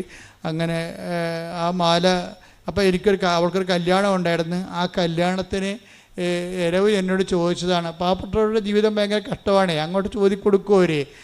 എടുത്തിട്ട് പിന്നെ എന്ത് ചെയ്യും, അവർ അപ്പുറത്തെ കല്യാണത്തിന് പോകാൻ വേണ്ടി മേടിച്ച മാലയാണ്, പക്ഷേ ആ പന്നി അതിനല്ല ചെയ്തത്, അവർ വിറ്റ് കളഞ്ഞ സാധനം. ഈ മനുഷ്യരോട് നമുക്ക് സംസാരിക്കാൻ പറ്റുമോ? പിന്നെ ഇവളെന്നെ പറ്റിപ്പാണ് ആൾ, എൻ്റെ മാല ഊരിക്കൊണ്ടുപോയി എന്നോട് ചോദിക്കാൻ വിറ്റ ആളാണ്, ഇനി എൻ്റെ അടിച്ചതിൻ്റെ അകത്ത് അവളെ കയറ്റത്തില്ലെന്ന് പറയും. പക്ഷെ ഉടമ്പടി എടുത്താൽ പറയാൻ പറ്റത്തില്ല. എന്താ കാര്യം? നമ്മൾ ദൈവത്തെയാണ് സ്നേഹിക്കണത്. പിടിയിടിയാ. അപ്പം നിങ്ങൾക്കിട്ട് പണി തന്ന ആൾക്കാരോടും നിങ്ങൾ ഉടമ്പടിയോട് കൂടി നിരപ്പാകാൻ നോക്കണം. കാര്യം വിശ്വാസമല്ല വലുത്, എന്താണ്? സ്നേഹമാണ്. കാര്യം എന്താണ്? ആ മാലയെക്കാളും നാത്തുവിനോടുള്ള വൈരാഗ്യത്തെക്കാളും എൻ്റെ ദൈവത്തെ ഞാൻ സ്നേഹിക്കുന്നു. സ്നേഹിക്കുന്നവൻ എന്താ പറഞ്ഞിരിക്കണത്? നിങ്ങൾ ശത്രുവിനായാലും എന്നെ പ്രതി സ്നേഹിക്കണം. അതാ പ്രശ്നം. അത് എന്നിട്ട് കർത്താവ് ചോദിക്കും, സ്നേഹിക്കുന്നവരെ മാത്രമാണ് നിങ്ങൾ സ്നേഹിക്കണമെങ്കിൽ പ്രതിഫലത്തിന് എന്താണ്? Take the word of God. ശ്രദ്ധിക്കട്ടെ. ഹല്ലേലൂയ, ഹല്ലേലൂയ, ഹല്ലേലൂയ, ഹല്ലേലൂയ, ഹല്ലേലൂയ, ഹല്ലേലൂയ. യേശുവേ നന്ദി. ഹല്ലേലൂയ, ഹല്ലേലൂയ. യേശുവേ ആരാധന, ആരാധന. മത്തായി 5:46. മത്തായി 5:46. നിങ്ങളെ സ്നേഹിക്കുന്നവരെ നിങ്ങൾ സ്നേഹിച്ചാൽ. കേട്ടോ എന്താ പറയണത്? നിങ്ങളെ സ്നേഹിക്കുന്നവരെ നിങ്ങൾ സ്നേഹിച്ചാൽ നിങ്ങൾക്ക് എന്ത് പ്രതിഫലമാണ് ലഭിക്കുക? നിങ്ങൾക്ക് എന്ത് പ്രതിഫലമാണ് ലഭിക്കുക? ചുങ്കക്കാർ പോലും അത് തന്നെ ചെയ്യുന്നില്ലേ? അതെന്താ സംഭവിച്ചു കഴിഞ്ഞാൽ, ഈ ചുങ്കക്കാരാണെങ്കിൽ പോലും അവർ സ്നേഹിക്കുന്നവർക്ക് തന്നെ അവർ അങ്ങോട്ടും ഇങ്ങോട്ടും സ്നേഹിക്കുന്നുണ്ട്. പക്ഷെ അതിന് ദൈവത്തിൻ്റെ തിരുസന്നിധിയിൽ നിന്ന് നമുക്ക് റിവാർഡൊന്നുമില്ല. പ്രതിഫലം എന്ന് പറഞ്ഞാൽ ആര് തരേണ്ടതാണ്? ഇതാ ഞാൻ വരുന്നു, എൻ്റെ പ്രതിഫലവും കൊണ്ട് വരുന്നു എന്നാണ് പറയണത്. കൃപയുടെ അവസാന കാലത്തിൻ്റെ വരവിന്, അവസാന കാലത്തെ വരവിൽ പറയണത്, ഇതാ ഞാൻ വരുന്നു, എൻ്റെ പ്രതിഫലവും കൊണ്ടുവരുന്നു, അഥവാ എൻ്റെ സമ്മാനവും കൊണ്ടുവരുന്നു. അപ്പോൾ അതാരാണ്? ദൈവത്തിൽ നിന്ന് ലഭിക്കുന്നതാണ് പ്രതിഫലം എന്ന് പറയണത്. ദൈവത്തിൽ നിന്ന് ലഭിക്കുന്നതിനാണ് പ്രതിഫലം എന്ന് പറയണത്. അതെങ്ങനെ കിട്ടണത് നമുക്ക്? അത് നമുക്ക് കിട്ടണം, നിങ്ങളെ സ്നേഹിക്കുന്നവരെ മാത്രം നിങ്ങൾ സ്നേഹിച്ചാൽ ദൈവത്തിൽ നിന്നൊന്നും പ്രതീക്ഷിച്ചിട്ട് കാര്യമില്ല. ഓക്കെ അല്ലേ? പറച്ച് എന്ത് ചെയ്യണം? ശത്രുക്കളെ സ്നേഹിക്കണം, ദ്രോഹിക്കുന്നവരെ ആശീർവദിക്കണം. സെൻറ്റ് പോൾ പറയും, ആശീർവദിക്കുക മാത്രമേ ചെയ്യാവൂ. ഇതിനെ ഉടമ്പടിക്ക് പറ്റുന്ന രീതിയിൽ നമ്മുടെ ജീവിതം ക്രമീകരിക്കുകയാണ്, ജീവിതം പുനഃക്രമീകരിക്കുകയാണ്. എന്താ ഇത് പെട്ടെന്ന് സ്പീഡാക്കാനുള്ള മാർഗ്ഗമാണ്. ഉടമ്പടി അനുഭവങ്ങളെ പെട്ടെന്ന് സ്പീഡാക്കാനുള്ള മാർഗം.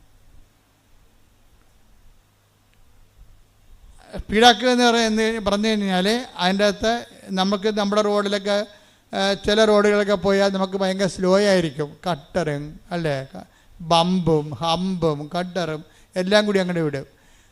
പക്ഷേ അങ്ങനെയല്ല, ഇതെല്ലാം നിരപ്പാകും. ജനങ്ങളുമായിട്ട് നമ്മൾ നിരപ്പായി കഴിഞ്ഞാൽ ദൈവത്തിൻ്റെ ഇടപെടലിൻ്റെ സ്പീഡ് കൂടും. അതുകൊണ്ടാണ് സെൻറ്റ് ജോണൊക്കെ പറയണത്. എന്താ പറയണത്? കുന്നും മലയും നിരപ്പാക്കുവിൻ. അതാണ് സംഭവം. കുന്നും മലയും വളഞ്ഞവ ഋജുവാക്കപ്പെടും. അപ്പം നേരെ എല്ലാ വിഷയത്തിൻ്റെ പിന്നിലും സൂത്രപ്പണികളൊന്നും പറ്റത്തില്ല, മറിച്ച് നേരെ പോകാൻ പറ്റത്തുള്ളൂ. നമുക്കിത്തിരി നഷ്ടം, സാമ്പത്തിക നഷ്ടം മാനുഷികവും ഭൗതികമായിട്ടും ഉണ്ടായാലും സൂത്രപ്പണി പറ്റത്തില്ല. അപ്പോൾ ഇതിന് നമ്മൾ എപ്പോഴും ചെയ്യേണ്ടത്, ഉടമ്പടിയിലേക്ക് വരുമ്പോൾ സ്പീഡാകണമെങ്കിൽ ആദ്യം എന്ത് ചെയ്യും? ഈശോ വരാൻ പോയപ്പോൾ യോഹന്നാൻ എന്താ പറഞ്ഞത്? യോഹന്നാൻ പറഞ്ഞത് എന്താണ്? വൃക്ഷങ്ങളുടെ വേരിന് കോടാലിപ്പിക്കപ്പെട്ടിരിക്കുന്നു, ഫലം തരാത്ത വൃക്ഷങ്ങളെ വെട്ടിത്തീരെറിയപ്പെടും. എന്നിട്ട് പറഞ്ഞാൽ കുന്നും മലയും നിരപ്പാക്കപ്പെടും. അപ്പോൾ ഇങ്ങനെ നേരെ ആക്കി കിടക്കഴിഞ്ഞാൽ, അതായത് വളവ്, വഞ്ചന, ചതി, പറ്റിപ്പ്, ഇങ്ങനെയുള്ള ഓരോ കുടില സൂത്രങ്ങളൊക്കെ എല്ലാം റെക്ടിഫൈ ചെയ്യണം. ദൈവത്തിന് പ്രവർത്തിക്കാൻ പറ്റുന്ന രീതിയിൽ നമുക്കവിടെ നഷ്ടവും ലാഭവും നോക്കരുത്. ദൈവമാണ് ഏറ്റവും വലിയ ലാഭം. പിടികിട്ടുന്നുണ്ടോ? ദൈവമാണ് ഏറ്റവും വലിയ ലാഭം. അതായത് ഒരു പശു നമ്മൾ 40,500 രൂപയ്ക്ക് വാങ്ങിച്ചു. അത് അതിനെ വിറ്റപ്പോൾ 35,750 രൂപ ലാഭമോ നഷ്ടമാ? നഷ്ടം. പക്ഷേ ആൾക്കാർ ചിലർ പറയും മറ്റത് 500 രൂപയല്ലേ, ഇപ്പോൾ 750 രൂപ കിട്ടിയല്ല എന്ന് പറയും. ആൾക്കാരെ അളക്കണത് ഇങ്ങനെയാണ്. വെച്ച് കഴിഞ്ഞാൽ ഈ ദൈവത്തെ പോലും അളക്കണത് ഇങ്ങനെയാണ്. അതായത് നിങ്ങൾ ഈ ക്യാഷ് ആൻഡ് കൈൻഡ് വെച്ചുകൊണ്ടാണ് ദൈവത്തെ അളക്കണത്. എന്നിട്ട് നിങ്ങൾ വിചാരിക്കണത് ദൈവമാണ് ഏറ്റവും വലിയ ലാഭം. അപ്പോൾ അതുകൊണ്ട് തന്നെ നമ്മൾ ജീവിതത്തെ കണക്കാക്കേണ്ടത് നമുക്ക് ജീവിതത്തിലുണ്ടാകുന്ന ചെറിയ രൂപയുടെ ലാഭവും എടുത്തിട്ട് അത് നഷ്ടമെടുത്തിട്ട് അത് വലിയ നഷ്ടമാണ് നിങ്ങൾ കൊട്ടിക്കോഷിച്ച് മോന്തം കയറ്റിയിരിക്കരുത്. മറിച്ച് എന്താണ്, ദൈവത്തെ കിട്ടാൻ വേണ്ടി കുറേ കോംപ്രമൈസ് ചെയ്യേണ്ടി വരും ജീവിതത്തിൽ. ചിലപ്പോൾ ക്ഷമയായിരിക്കും, ചിലപ്പോൾ നന്മയായിരിക്കും. അപ്പോൾ ഇങ്ങനെ ഓരോ പരിശുദ്ധാത്മാവിൻ്റെ ദാനങ്ങൾക്ക് അനപേക്ഷണീയമായിട്ട് ജീവിതം ഒന്ന് പുനഃക്രമീകരിക്കുന്നതാണ്. അത് അങ്ങേര് പശ്ചാത്താപത്തിൻ്റെ ജ്ഞാനസ്ഥാനമാണ് നൽകിയത് യോഹന്നാൻ മാന്താന. അപ്പോൾ ഈശോ വന്നപ്പോൾ പരിശുദ്ധാത്മാവിൻ്റെ ജ്ഞാനസ്ഥാനം നൽകി. പക്ഷേ ആ പരിശുദ്ധാത്മാവിന് ജ്ഞാനസ്ഥാനം നൽകിയപ്പോഴേ കർത്താവ് കുന്നും വരെയും നിരപ്പാക്കണ കാര്യമൊന്നും പറഞ്ഞിട്ടില്ല. പറഞ്ഞ എന്താണ്? പരിശുദ്ധാത്മാവിൻ്റെ ഫലങ്ങൾ എല്ലാവർക്കും അറിയാം. അതെന്താണ്? സ്നേഹം, ക്ഷമ, ദയ, നന്മ. Take the word of God. ശ്രുതികട ഹല്ലേലൂയ, ഹല്ലേലൂയ, ഹല്ലേലൂയ, ഹല്ലേലൂയ, ഹല്ലേലൂയ. യേശുവേ നന്ദി, ഹല്ലേലൂയ. 5:22-23. ഗലാത്യർ 5:22-23. എന്നാൽ ആത്മാവിന്റെ ഫലങ്ങൾ സ്നേഹം, ആനന്ദം, സമാധാനം, ക്ഷമ, ദയ, നന്മ, വിശ്വസ്തത, സൗമ്യത, ആത്മസംയമനം ഇവയാണ്. ഇതെന്തെന്ന് വരുന്ന വെച്ചാൽ ഇതിനകത്ത് ഇപ്പോൾ പ്രത്യാശ നമ്മളെ നിരാശരാക്കുന്നില്ല. റോമ 5:5 വായിച്ചേ. ഈ റോമ 5:5 ഗലാത്യർ 5:22 നമ്മൾ കണക്ഷൻ ഉണ്ടെന്നാണ് ഇപ്പോൾ പരിശുദ്ധാത്മാവ് നൽകുന്ന സൂചന. ഗലാത്യർ 5 റോമ 5:5 റോമ 5:5 പ്രത്യാശ നമ്മെ നിരാശരാക്കുന്നില്ല. ഒന്ന് പറഞ്ഞ പ്രത്യാശ നമ്മളെ നിരാശരാക്കുന്നില്ല. കാരണം നമുക്ക് നൽകപ്പെട്ടിരിക്കുന്ന പരിശുദ്ധാത്മാവിലൂടെ ദൈവത്തിന്റെ സ്നേഹം നമ്മുടെ ഹൃദയങ്ങളിലേക്ക് ചൊരിയപ്പെട്ടിരിക്കുന്നു. അപ്പോൾ പ്രത്യാശ ഉണ്ടെങ്കിൽ അതിൻ്റെ അർത്ഥം എന്താണ്? സ്നേഹം ചൊരിഞ്ഞു എന്നതിൻ്റെ അർത്ഥം ക്ലിയർ അല്ലേ? നമുക്ക് പ്രത്യാശ ഉണ്ടെങ്കിൽ സ്നേഹം നമ്മളിലേക്ക് ചുരിഞ്ഞു എന്ന അർത്ഥം. നമുക്ക് ദൈവസ്നേഹം വന്നു എന്ന് എങ്ങനെ അറിയാൻ പറ്റും?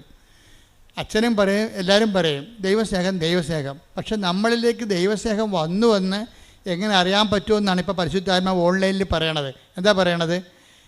അതായത് ഒന്ന് റോമർ 5:5 വായിച്ച്. പ്രത്യാശ നമ്മെ നിരാശരാക്കുന്നില്ല. പ്രത്യാശ നമ്മളെ നിരാശരാക്കുന്നില്ല. കാരണം നമുക്ക് നൽകപ്പെട്ടിരിക്കുന്ന പരിശുദ്ധാത്മാവിലൂടെ ദൈവത്തിന്റെ സ്നേഹം നമ്മുടെ ഹൃദയങ്ങളിലേക്ക് ചൊരിയപ്പെട്ടിരിക്കുന്നു. അപ്പൊ നമ്മൾക്ക് ഒരു വിഷയത്തിൽ പ്രത്യാശ ഉണ്ടെന്ന് വെച്ചാൽ അതിന്റെ അർത്ഥം എന്താണ്? പരിശുദ്ധാത്മാവ് നമ്മൾ നിറഞ്ഞു എന്നതിൻ്റെ അർത്ഥം നിറഞ്ഞിരിക്കുന്നു. പരിശുദ്ധാത്മാവിൻ്റെ ഫലം എന്താണ്? അത് സമാധാനമാണ്. ഈ പ്രത്യാശ എന്ന് പറയുന്നത് തന്നെയാണ് സമാധാനം. നമ്മൾ പരിശുദ്ധാത്മാവിൻ്റെ ഫലങ്ങൾ കണ്ടില്ലേ? പരിശുദ്ധാത്മാവ് വന്നപ്പോൾ ഉടനെ ഫലം വന്ന്. എന്താണത്? ഗലാത്യർ 5:22 വായിച്ചേ. ഗലാത്യർ 5:22-23. ഗലാത്യർ 5:22-23. എന്നാൽ ആത്മാവിന്റെ ഫലങ്ങൾ സ്നേഹം, ആനന്ദം, സമാധാനം, ക്ഷമ. ഇത് കണ്ട അതായത് സ്നേഹം സ്നേഹം, ആനന്ദം, സമാധാനം, ക്ഷമ. ഈ സമാധാനവും ക്ഷമയും എന്തിനുള്ളതാണ്? അത് തന്നെയാണ് ഈ പ്രത്യാശയുടെ കടുപ്പിച്ചിരിക്കുന്ന മനോഗുണങ്ങളെന്ന് പറയണത്. അതായത് നമ്മൾക്കൊരു വിഷയത്തിൽ പ്രത്യാശ ഉണ്ടെങ്കിൽ നമുക്കെന്തുണ്ടാകും? സമാധാനം ഉണ്ടാകും. പ്രത്യാശ ഉണ്ടെങ്കിൽ നമുക്കെന്തുണ്ടാകും? സമാധാനം ഉണ്ടാകും. ഈ പ്രത്യാശ സമാധാനം ഉണ്ടാകുമ്പോഴേ സ്വാഭാവികമായിട്ട് നമുക്ക് സമാധാനം കഴിഞ്ഞുള്ള ഫലം എന്താണ്? ക്ഷമയാണ്. ക്ഷമ എന്താണ്? കാത്തിരിക്കുന്ന സ്നേഹമാണ് ക്ഷമ. ആരുടെ കാത്തിരിക്കുന്ന സ്നേഹം? ദൈവത്തിൻ്റെ സ്നേഹത്തെ കാത്തിരിക്കുന്നു. മനസ്സിലായില്ലേ? കാത്തിരിക്കുന്ന സ്നേഹത്തിനാണ് ക്ഷമയെന്ന് പറഞ്ഞാൽ. അല്ല ഗാന്ധിജി പറയുന്ന വെജിറ്റബിൾ കഴിക്കുന്ന ആൾക്കാരുടെ ക്ഷമയല്ല. ഇപ്പോൾ ഒരു സായിപ്പ് പുസ്തകം വായിച്ചുകൊണ്ടിരുന്നപ്പോൾ ഗാന്ധി വന്ന് സൗത്ത് ആഫ്രിക്കയിൽ ഗാന്ധിയുടെ കൂടെ ഇരുന്നെന്ന് പറഞ്ഞില്ലേ? അപ്പോൾ ഉടനെ വെള്ളക്കാരൻ്റെ കൂടെ കറുത്തവൻ ഇരുന്ന് കഴിഞ്ഞപ്പോൾ ഉടനെ അയാൾ അടിച്ചെന്ന് പറഞ്ഞ്. അപ്പോൾ അടിച്ചെന്ന് പറഞ്ഞപ്പോൾ ഗാന്ധി സൗമ്യമായെന്ന് പറഞ്ഞ്, ശാന്തമായെന്ന് പറഞ്ഞ്. അതൊരു ക്ഷമയാണ്. അതിന് വെജിറ്റബിൾ ക്ഷമയെന്ന് പറയും. എന്ന് വെച്ച് കഴിഞ്ഞാൽ പച്ചക്കറി മാത്രം കഴിച്ച് ജീവിക്കുന്നവർക്ക് സ്വാഭാവികമായിട്ട് ക്ഷമയുണ്ടാകും. പന്നി ഇറച്ചിയും പശു ഇറച്ചി കഴിക്കുന്നവർക്ക് ചൂടുണ്ടാകും. അത് നമ്മുടെ ബോഡിയും നമ്മൾ കഴിക്കുന്ന ആഹാരവും ശരീരത്തിൻ്റെ ചൂടും അവൻ്റെ പ്രവർത്തനങ്ങളും തമ്മിൽ വ്യത്യാസമുണ്ട്. ഇന്ത്യ ഓരോരുത്തർ യുദ്ധത്തിന് പോയിട്ടില്ലല്ലോ. അവരടുത്തും പോയാ?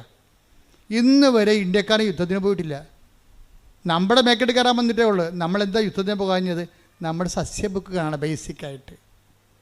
ബേസിക്കായിട്ട് സസ്യബുക്കുകളാണ്.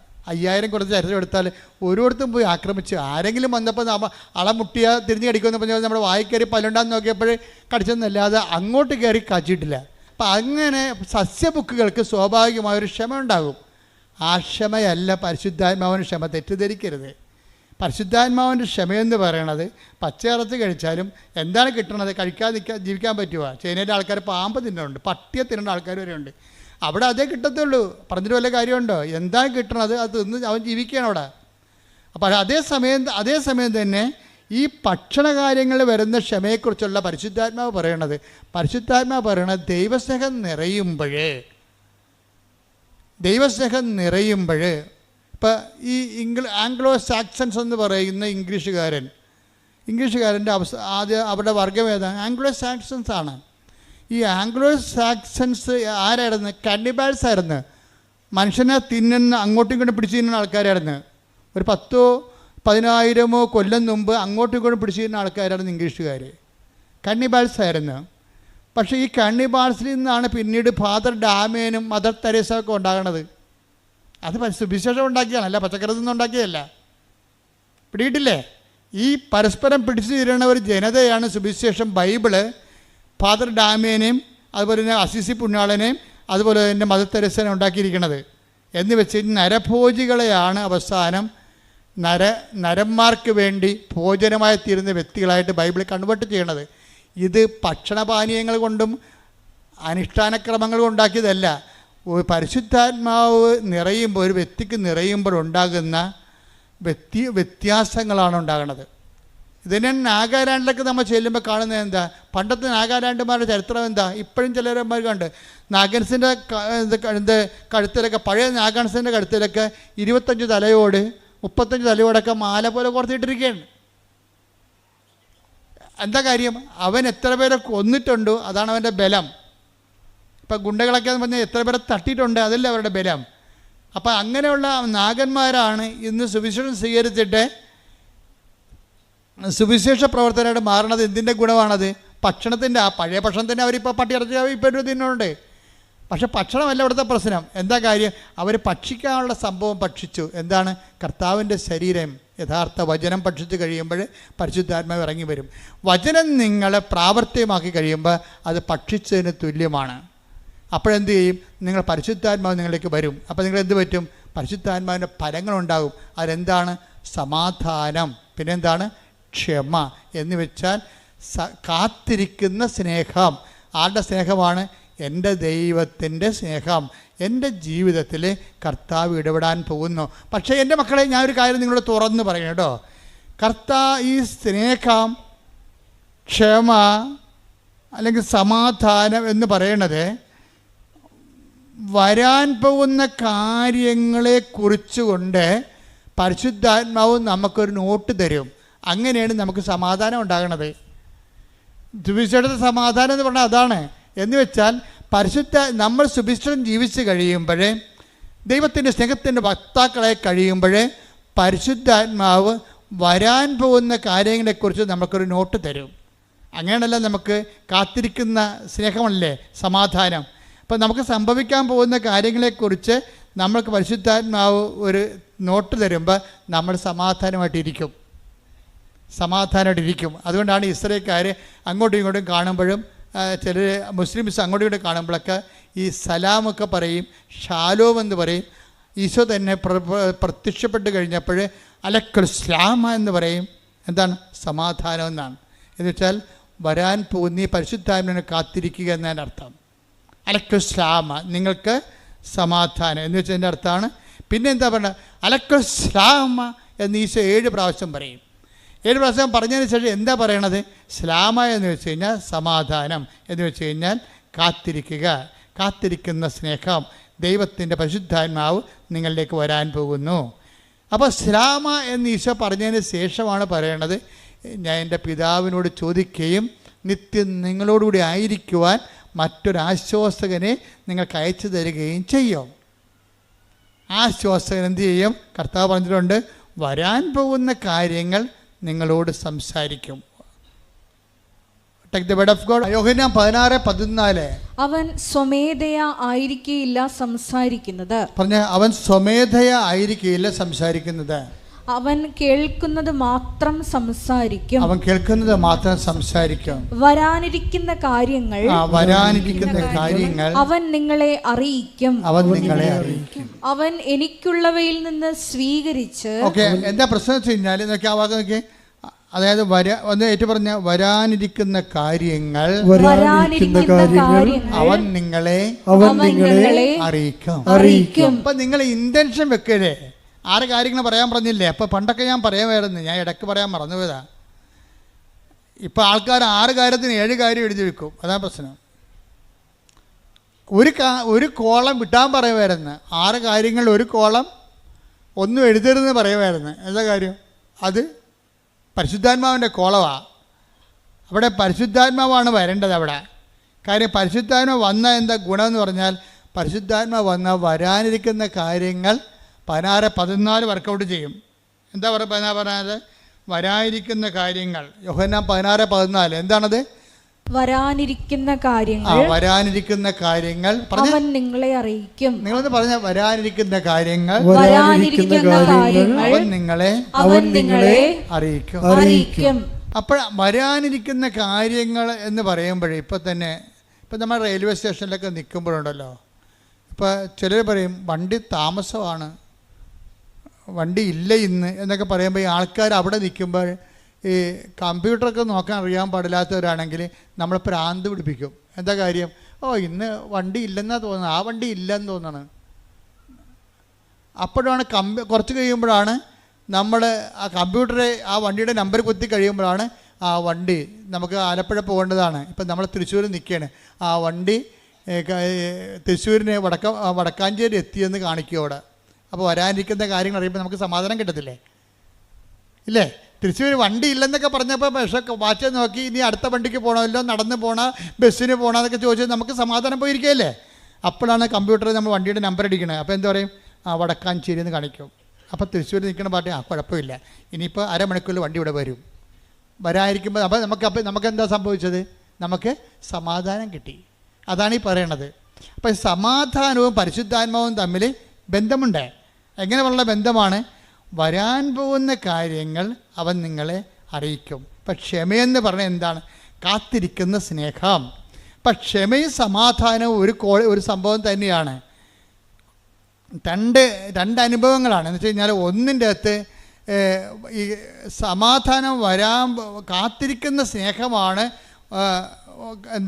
സമാധാനമെങ്കിൽ ആ കാത്തിരിക്കാൻ വരുമ്പോൾ മനുഷ്യന് വരുന്നതാണ് ക്ഷമ കെടും. ക്ഷമ കെടെന്ന് പറഞ്ഞതിൽ ക്ഷമക്കൊരു കുഴപ്പമുള്ളത്, പെട്ടെന്ന് ഈ സാധനം കാറ്റ് വരുമ്പോൾ കെട്ടുപോകും. വിളക്കിന് പിടിക്കണ പോലെ വിളക്ക് കത്തിച്ചാൽ നമ്മളെന്ത് ചെയ്യും? കാറ്റുണ്ടെങ്കിൽ കൈ പിടിക്കും, ഇല്ലേ? ഈ കൈ പിടിക്കുന്ന പരിപാടിക്കാണ് ക്ഷമ, സഹിക്കുന്ന സ്നേഹമെന്ന് പറയണത്. ക്ഷമയെന്ന് പറഞ്ഞാൽ എന്താണ്? സഹിക്കുന്ന സ്നേഹമാണ്. കാത്തിരിക്കുന്ന സ്നേഹം തന്നെയാണ്, പക്ഷേ അതിൻ്റെ അകത്ത് കാത്തിരിക്കുന്ന സ്നേഹം സമാധാനമാണ്, സഹിക്കുന്ന സ്നേഹം ക്ഷമയാണ്. അപ്പോൾ ഈ കാത്തിരിക്കുന്ന സ്നേഹത്തിന് ചില സമയത്ത് ഇത്തിരി നീട്ടം കൂടിപ്പോയി കഴിഞ്ഞാൽ നമുക്കൊരു ക്ഷമകേട് വരും. ആ ക്ഷമകേട് വരാൻ വേണ്ടി എന്ത് ചെയ്യും? നമ്മൾ ക്രിസ്തുവിൻ്റെ നാമത്തിലേക്ക് നമ്മുടെ ക്ഷമകേട് നമ്മൾ അക്കൗണ്ട് ചെയ്യും. കർത്താവേ, നിൻ്റെ നാമത്തിൽ ഞാനിവിടെ ഇരുന്നൊരു കൊന്തയില്ലും, നല്ല കാര്യം, ഇനി കൊന്തയില്ല, ഒരു സമയം കിട്ടിയല്ലോ, നന്ദി, കേട്ടാ, ക്ഷമ വരെ കണ്ടില്ലേ. അല്ലെങ്കിൽ നമ്മൾ വാച്ച് നോക്കിയിരിക്കും. അല്ലെന്നുണ്ടെങ്കിൽ നമുക്ക് ക്ഷമയുള്ളവരാണെങ്കിൽ, കർത്താവിൻ്റെ ക്ഷമ പരിശുദ്ധാവിന് ഫലമുള്ളവരാണെങ്കിൽ നമ്മൾ അവിടെ നിന്ന് ജപമാല ചെല്ലും. നമ്മളെന്ത് ചെയ്യും? എന്നിട്ട് നമ്മളോട് ഈ എവിടെയെല്ലാം കർത്താവിന് കാലുകുത്താൻ പറ്റണില്ല ആ രാജ്യങ്ങളെല്ലാം നമ്മളെ സമർപ്പിച്ച് പ്രാർത്ഥിക്കും. നോക്കിയേ, അപ്പോഴേ വണ്ടി വരുമ്പോഴും നമ്മൾ കയറത്തില്ല. കർത്താവെ, കൊന്ത 4-ാമത്തെ കേസം വരെ എത്തിയുള്ളൂ, ഒരു കേസം കൂടി കഴിഞ്ഞിട്ട് കൊന്ത വണ്ടി വന്നാൽ ഇപ്പോൾ എന്ത് പറ്റി, ആളിൻ്റെ മാറ്റം കണ്ട. നമ്മൾ 4 രഹസ്യം ചെല്ലിയപ്പോൾ വണ്ടി വന്ന്, അപ്പോൾ നമ്മൾ കരയേക്കാം, അകത്തിരുന്ന് ചെല്ലേക്കാം, അകത്തിരുന്ന് ചെല്ലേക്കാം എന്ന് വിചാരിക്കും. എന്താ കാര്യം? അപ്പോൾ വണ്ടി വന്നത് നമ്മളെ നേരത്തെ വന്ന പോലെ നമുക്ക് തോന്നി. ഇപ്പോൾ അതിനാണ് ക്ഷമ എന്ന് പറയുന്നത്. പരിശുദ്ധാത്മാവിൻ്റെ ഫലമാണ്. ഞാൻ മുമ്പ് പറഞ്ഞതാണ് സത്യം. ദൈവം എന്ത് സമ്പൂർണ്ണ A+B² എന്ന് പറഞ്ഞാലും ശരി, എന്ത് സങ്കീർണമാക്കി ദൈവത്തെ നിങ്ങൾ മാറ്റിയാലും ശരി, ദൈവത്തിനെ സങ്കീർണമാക്കി മാറ്റിയതാണ് അക്കാഡമികളുടെ ഏറ്റവും വലിയ ദുരന്തം എന്ന് പറയുന്നത്. ദൈവത്തിന് നമ്മൾ എന്ത് സങ്കീർണമാക്കി മാറ്റിയാലും ഓർക്കുക, കറണ്ട് എത്ര ഉൽപ്പാദിപ്പിച്ചാലും വരേണ്ടത് വയറിലൂടെയാണ്. വരേണ്ടത് ദൈവം എത്ര പവർഫുള്ളാണെന്ന് പറഞ്ഞാലും, ഓംനിപ്പൊട്ടൻ്റാണ്, ഓംനിഷ്യൻ്റ് ആണെന്നൊക്കെ പറഞ്ഞാലും, ഇനി അത് എക്സ്പ്ലെയിൻ ചെയ്ത് നിന്നാൽ പോലും ഇത് നമ്മളുമായിട്ട് കമ്മ്യൂണിക്കേറ്റ് ചെയ്യേണ്ടത് വയറിലൂടെയാണ്, പ്രാർത്ഥനയിലൂടെയാണ്, ദൈവസ്നേഹത്തിൻ്റെ പ്രവർത്തനങ്ങളിലൂടെയാണ്. കോമൺ പീപ്പിൾ കൈകാര്യം ചെയ്യണത് ആ മേഖലയാണ് കൈകാര്യം ചെയ്യണത്. എന്നുവെച്ചാൽ ദൈവത്തെ ടാപ്പ് ചെയ്യുന്നതിന്, ദൈവത്തിൻ്റെ ശക്തി നമ്മളിലേക്ക് അപ്ലോഡ് ചെയ്യുന്നതിന് സിമ്പിളായിട്ടുള്ള മെത്തേഡുകൾ ഉപയോഗിക്കുന്നു കോമൺ പീപ്പിൾ. എന്നിട്ട് ജീവിതത്തിൻ്റെ സങ്കീർണതകൾ ദൈവത്തിൻ്റെ സ്നേഹം കൊണ്ട് അവർ അതിനെ ഫേസ് ചെയ്യുകയാണ്. ദൈവമാണെങ്കിൽ ഇതിനു വേണ്ടി അങ്ങോട്ട് ഇരിക്കുകയാണ്. എന്ന് വെച്ചാൽ നമ്മൾക്ക് എന്തുമാത്രം സിമ്പിളായിട്ട് മനസ്സിലാക്കി തരാം, അത്രയും സിമ്പിളായിട്ട് മനസ്സിലാക്കും. ദൈവത്തെക്കുറിച്ച് സൈന്യങ്ങളുടെ കർത്താവാണ്, അതുപോലെ തന്നെ ദൈവം എല്ലാം നന്മ സ്വരൂപനാണ്, ദൈവം സച്ചിദാനന്ദനാണ്. എന്തെല്ലാം കാര്യങ്ങളാണ് യേശുവിന് മുമ്പ് ലോകം പറഞ്ഞത്. ഇന്ത്യക്കാരെല്ലാം പറഞ്ഞു ദൈവം സച്ചിദാനന്ദ, സത്ത്, ചിത്ത്, ആനന്ദം എല്ലാം കൂടി ഒരുമിച്ചിരുന്ന ആളാണ്. ദൈവത്തിൽ സങ്കടമില്ല, ദൈവത്തിൽ മ്യൂട്ടേഷൻ ഇല്ല, ഒന്നുമില്ലെന്ന് പറയും. ഇംഗ്ലീഷുകാരൻ പറയും ഗോഡ്, ദൈവം ഗോഡാണെന്ന് പറയും. എന്താ കാര്യം? ദൈവം എല്ലാം നന്മ, ഗുഡ്നെസ്സാണ്, എല്ലാ നന്മകളുടെ സ്വരൂപനാണെന്ന് പറയും. യഹൂദൻ പറയും ദൈവം സൈന്യങ്ങളുടെ കർത്താവാണ്, ഞങ്ങൾക്ക് ആൾക്കാർ കുറവാണ്, ഞങ്ങൾ കുറച്ച് ആൾക്കാർ, ഇപ്പോഴും 1 കോടി ആൾക്കാരുള്ളൂ, ഞങ്ങൾക്ക് വേണ്ട സൈന്യമാണ്, അപ്പം ഞങ്ങളുടെ സൈന്യം ദൈവമാണ്. അതുകൊണ്ട് എപ്പോഴും പറയും കർത്താവേ സൈന്യങ്ങളുടെ കർത്താവേ, അങ്ങനെ വാസസ്ഥലം എത്ര മനോഹരം എന്ന് പറയും. അവർ സൈന്യങ്ങളുടെ കർത്താവാണ്. ഈശോ വന്നോ പറഞ്ഞു സൈന്യങ്ങളുടെ കർത്താവ് അല്ലെന്ന് ഈശോ പറഞ്ഞില്ല. പറഞ്ഞോ? ഗുഡ്നെസ് അല്ലെന്ന് ഈശോ പറഞ്ഞാൽ അല്ല, സച്ചിദാനന്ദ അല്ലെന്ന് ഈശോ പറഞ്ഞില്ല, ഇതൊന്നും നിഷേധിച്ചില്ല. പൂർവ്വകാലങ്ങളിൽ take the word of God, ഹെബ്രായർ 1:1. പൂർവ്വകാലങ്ങളിൽ പ്രവാചകന്മാർ വഴി വിവിധ ഘട്ടങ്ങളിലും വിവിധ രീതികളിലും ദൈവം നമ്മുടെ പിതാക്കന്മാരോട് സംസാരിച്ചിട്ടുണ്ട്. അപ്പൊ ഇവിടെ നിൽക്കുന്ന, അതായത് വിശ്വാമിത്രനായാലും ശരി, ഏത് മഹർഷിയായാലും ശരി, അതുപോലെ തന്നെ മുഹമ്മദ് നബി ആയാലും ശരി, മോശയായാലും ശരി, ഏത് മതസ്ഥാപകനായാലും ശരി, ബൈബിൾ കാണുന്നത് പ്രവാചകനായിട്ടാണ് കാണുന്നത്. ഒള്ളി പ്രവാചകൻ. ഉണ്ടായി ഇങ്ങനെ പല ഘട്ടങ്ങളിൽ ദൈവം തൻ്റെ ജനങ്ങളോട് വിവിധ കാലങ്ങളിൽ സംസാരിച്ചിട്ടുണ്ട്. എന്നാൽ ഈ അവസാന കാലങ്ങളിൽ തന്റെ പുത്രൻ വഴി അവിടുന്ന് നമ്മോട് സംസാരിച്ചിരിക്കുന്നു. എന്താണ് സംസാരിച്ചത്? ദൈവം ആരാണെന്ന് പറഞ്ഞത്? ഫാദർ. അതാണ് വിഷയം. എല്ലാം മറന്നു കേട്ടാ, എല്ലാം റൈറ്റ് ഓഫ് ചെയ്തിട്ട് ദൈവത്തിന് ഒറ്റ ഹെഡിങ് കൊടുത്ത്. എന്താണ്? ഫാദർ. പ്രാർത്ഥിക്കാൻ പറയുമ്പോൾ പറയും കർത്താവേ ഞങ്ങൾക്ക് ദൈവത്തോട് പ്രാർത്ഥിക്കണം. അപ്പോൾ പറയും പ്രാർത്ഥിക്കുമ്പോൾ ഇങ്ങനെ പ്രാർത്ഥിക്കുക, സ്വർഗ്ഗസ്ഥനായ ഞങ്ങളുടെ പിതാവേ. ആർക്കും പ്രാർത്ഥിക്കാൻ പറ്റുന്നതാണ്. അപ്പോൾ ദൈവം പിതാവാണെന്ന് പറയുമ്പോഴേ എന്ത് പിതാവാണ്? തൻ്റെ ഏകജാതനെ നൽകാൻ തക്ക വിധം അത്രമാത്രം നമ്മളെ സ്നേഹിക്കുന്ന യേശുക്രിസ്തുവിന്റെ പിതാവാണ്. കൈയടിക്കട്ടെ, ശ്രദ്ധിക്കട്ടെ.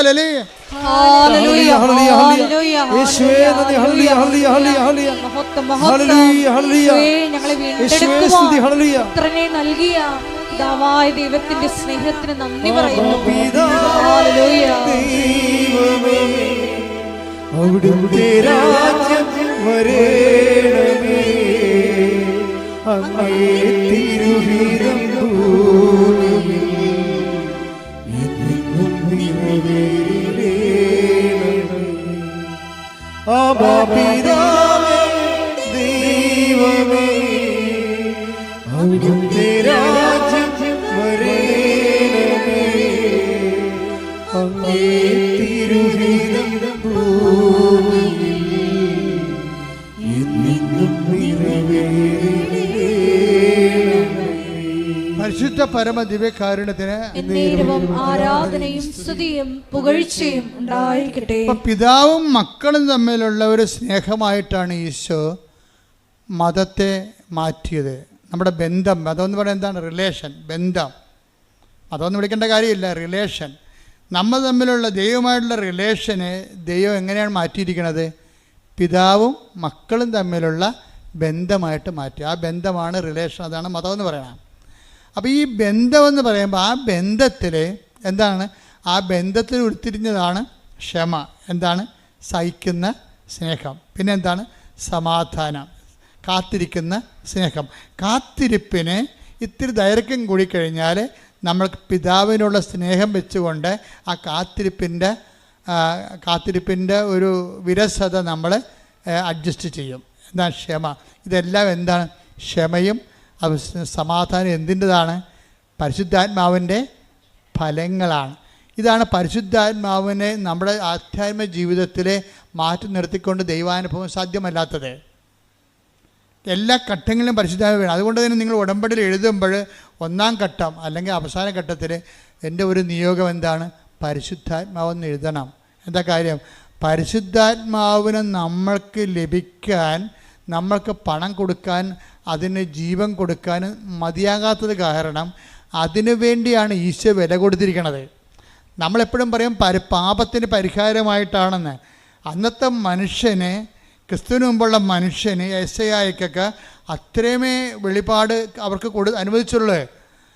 അവർക്ക് കിട്ടിയ അനുവദിച്ച് കിട്ടിയ വെളിപാട് അവർ പറഞ്ഞിട്ടുണ്ട്. പക്ഷേ ബാക്കിയുള്ളവർക്ക്, ക്രിസ്തുവിന് ശേഷം വന്നവർക്ക് കൂടുതൽ വെളിപാട് കിട്ടി. അതാണ് പരിശുദ്ധാത്മാവ് അവർ കൂടുതൽ സംസാരിക്കണത്. പക്ഷെ ഇത് ആദ്യം സംസാരിച്ച ആരോടാണ്? അമ്മയോടാണ് സംസാരിച്ചത്. പരിശുദ്ധാത്മാവെന്ന് പറയുന്ന ആദ്യ വാക്ക് ദൈവം സംസാരിക്കണ ആരോടാണ്? വെളിപാട് കൊടുക്കുന്ന ആർക്കാണ്? ഇതെങ്ങനെ സംഭവിക്കുമെന്ന് ചോദിക്കുമ്പോൾ എന്ത് പറയും? പരിശുദ്ധാത്മാവ് വേണ്ട രംഗപ്രവേശനം ചെയ്യണം. കണ്ട ആരോടാണ്? ഫസ്റ്റ് കൈനീട്ടം പോലെ പരിശുദ്ധാത്മാവിനെ കൊടുക്കുന്ന ആർക്കാണ്? പരിശുദ്ധാത്മാവ് നിൻ്റെ മേൽ വരും എന്ന് പറഞ്ഞേ.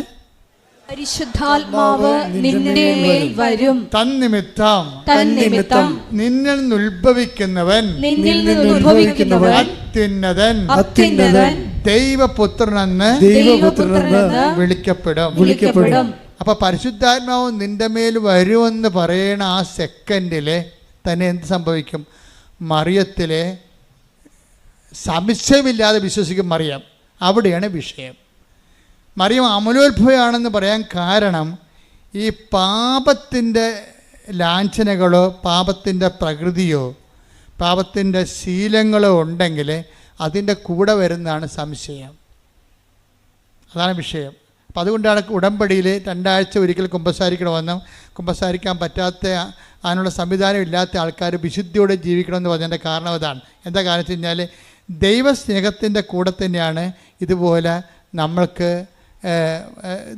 ദൈവത്തോടുള്ള ഒരു നിഷ്കളങ്കമായ സ്നേഹമില്ലെങ്കിൽ, അതായത് ദൈവത്തോടെ സ്നേഹമെന്ന് പറയുമ്പോഴേ തൻ്റെ നിഷ്കളങ്കമായിരിക്കണം, അത് വേറെ ഉദ്ദേശം വെച്ചുള്ള സ്നേഹമായിരിക്കരുത്.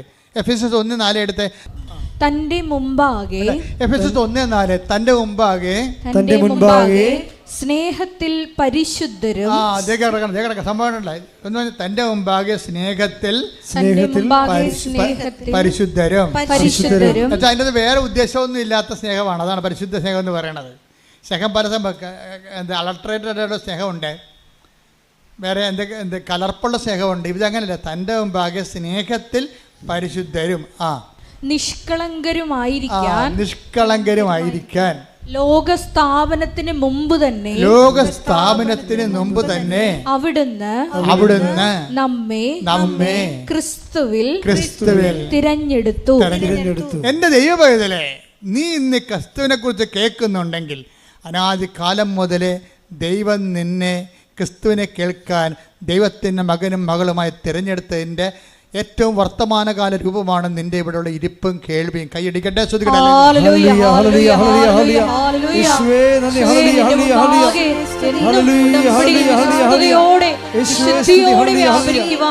ആരാധനയിലൂടെ ഞങ്ങളെ അഭിഷേകം ഒരുമിച്ച് പാടുക.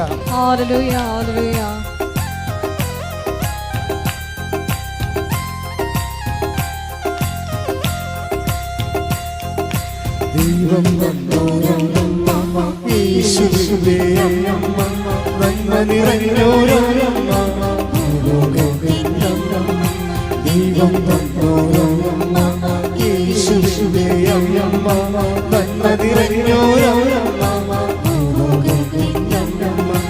അമ്മേ ആശ്വാസമേ, അമ്മേ ശാശ്വതമേ, അമ്മേ ആശ്വാസമേ, അമ്മേ ശാശ്വതമേ, മക്കളാ ആരാധനേ, മക്കളാ ആരാധനേ, ദൈവം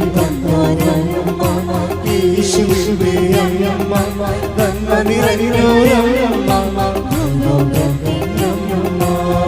പരിശുദ്ധ പരമ ദിവ്യകാരുണ്യത്തിന് ആരാധനയും സ്തുതിയും പുകഴ്ചയും ഉണ്ടായിരിക്കട്ടെ. ഇപ്പോഴെന്താ വരണം നോക്കിയേ, ദൈവസ്നേഹം കൂടുമ്പോൾ എന്ത് പറ്റും? സംശയം കുറഞ്ഞു വരും. ദൈവസ്നേഹം കൂടുമ്പോഴേ സംശയം കുറഞ്ഞു വരും. അപ്പോൾ നമ്മൾ ഉടമ്പടി ചെയ്യുന്ന പ്രവർത്തനങ്ങൾ ദൈവസ്നേഹം ലക്ഷ്യം വെച്ചാൽ ചെയ്യേണ്ടത്. അല്ലാതെ ഇനി എത്ര പത്രമുണ്ട് ആർക്ക് കൊടുക്കുമെന്നല്ല ചിന്തിക്കേണ്ടത്. ഇനി എത്ര പത്രമുണ്ട് ആർക്ക് കൊടുക്കുന്നത് ചെയ്യുമ്പോൾ അവർ വല്ലതും പറയുക, പത്രം കൊടുക്കുമ്പോൾ അവർ വല്ലതും പറയട്ടെ. നമ്മുടെ തന്തക്ക് തന്നെ വിളിക്കട്ടെ. അതിന് തന്ത ഉണ്ടല്ല, അപ്പം വിളിക്കും നമ്മളെ. തീർച്ചയായിട്ടും ഉണ്ട്, ഇല്ലാത്തതൊന്നും വിളിക്കാൻ പറ്റത്തില്ല. അപ്പം നമ്മളെ കർത്താവിനെ പ്രതി അങ്ങനെ കേൾക്കുമ്പോൾ ദൈവസ്നേഹം കൂടത്തില്ലേ? അപ്പം ദൈവസ്നേഹം കൂടത്തില്ലേ?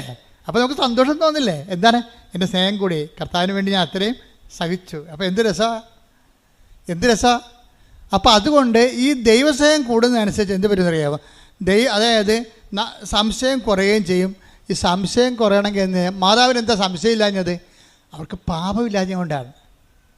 മാതാവിന് സംശയമില്ലാത്തതിൻ്റെ പറഞ്ഞ കാര്യമുണ്ട്. നമ്മുടെ വിശുദ്ധിയും ദൈവസ്നേഹവും നമ്മുടെ സംശയവും തമ്മിൽ കണക്റ്റഡാണ്. ശരിക്കും നമ്മുടെ കിഡ്നി ഹാർട്ട് നമ്മൾ കണക്ട് ചെയ്തിരിക്കണമല്ലേ. കിഡ്നിക്ക് എന്തെങ്കിലും പ്രശ്നം ഉണ്ടായാൽ ഇന്നല്ലെങ്കിൽ നാളെ ഹാർട്ടിന് പ്രശ്നം ഉണ്ടാവും. അത് തന്നെ കാര്യം. അതങ്ങോട്ടും ഇങ്ങോട്ടും പ്രഷർ ബേസ്ഡ് അടിച്ചിരിക്കുക. കിഡ്നിയും ഹാർട്ടും പ്രഷറിൻ്റെ ഒരു അത് കൂടുകയോ കുറയുകയോ ചെയ്യുന്നതിൽ ഇവരെ ഈ രണ്ട് ഫാക്കൽറ്റിനും ബാധിക്കും എന്ന് പറഞ്ഞപ്പോൾ തന്നെയാണ് ദൈവസ്നേഹത്തിൻ്റെ പ്രശ്നം. ദൈവസ്നേഹം കൂടുകയാണെങ്കിൽ സംശയം കുറയും. സംശയം കുറയുകയാണെങ്കിൽ എന്ത് പറ്റും? വിശ്വാസം കൂടി വരും. ഇതെല്ലാം ഇൻ്റർകണക്റ്റഡാണ്. അപ്പം നമ്മൾ വിശ്വാസത്തിന് കൊണ്ടുപോയല്ല വളം വെക്കേണ്ടത്. പിന്നെ എന്താണ്?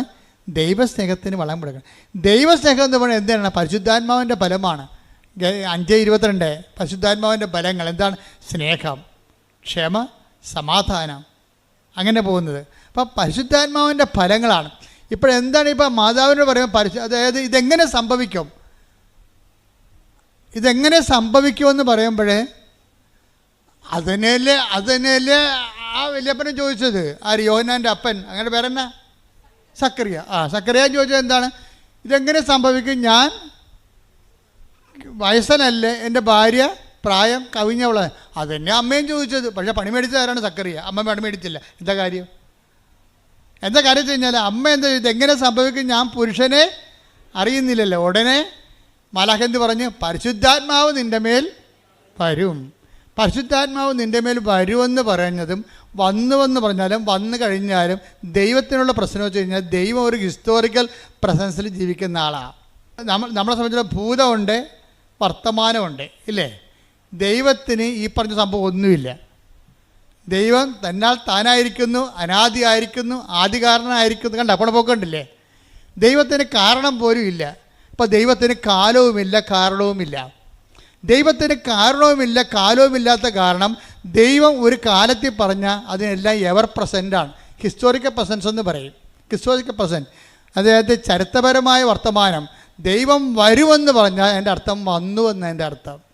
മനസ്സിലായില്ലേ? വരുമെന്ന് പറഞ്ഞാൽ ദൈവത്തിന് അങ്ങനെ പറയാൻ പറ്റത്തില്ലല്ലോ. വരുമെന്ന് ദൈവം പറഞ്ഞാൽ ദൈവത്തിനെ സംബന്ധിച്ചിടത്തോളം അത് വന്നതിന് തുല്യമാണ്. കാര്യം ഹീസ് ഇൻ ഹിസ്റ്റോറിക്കൽ പ്രസൻസ്.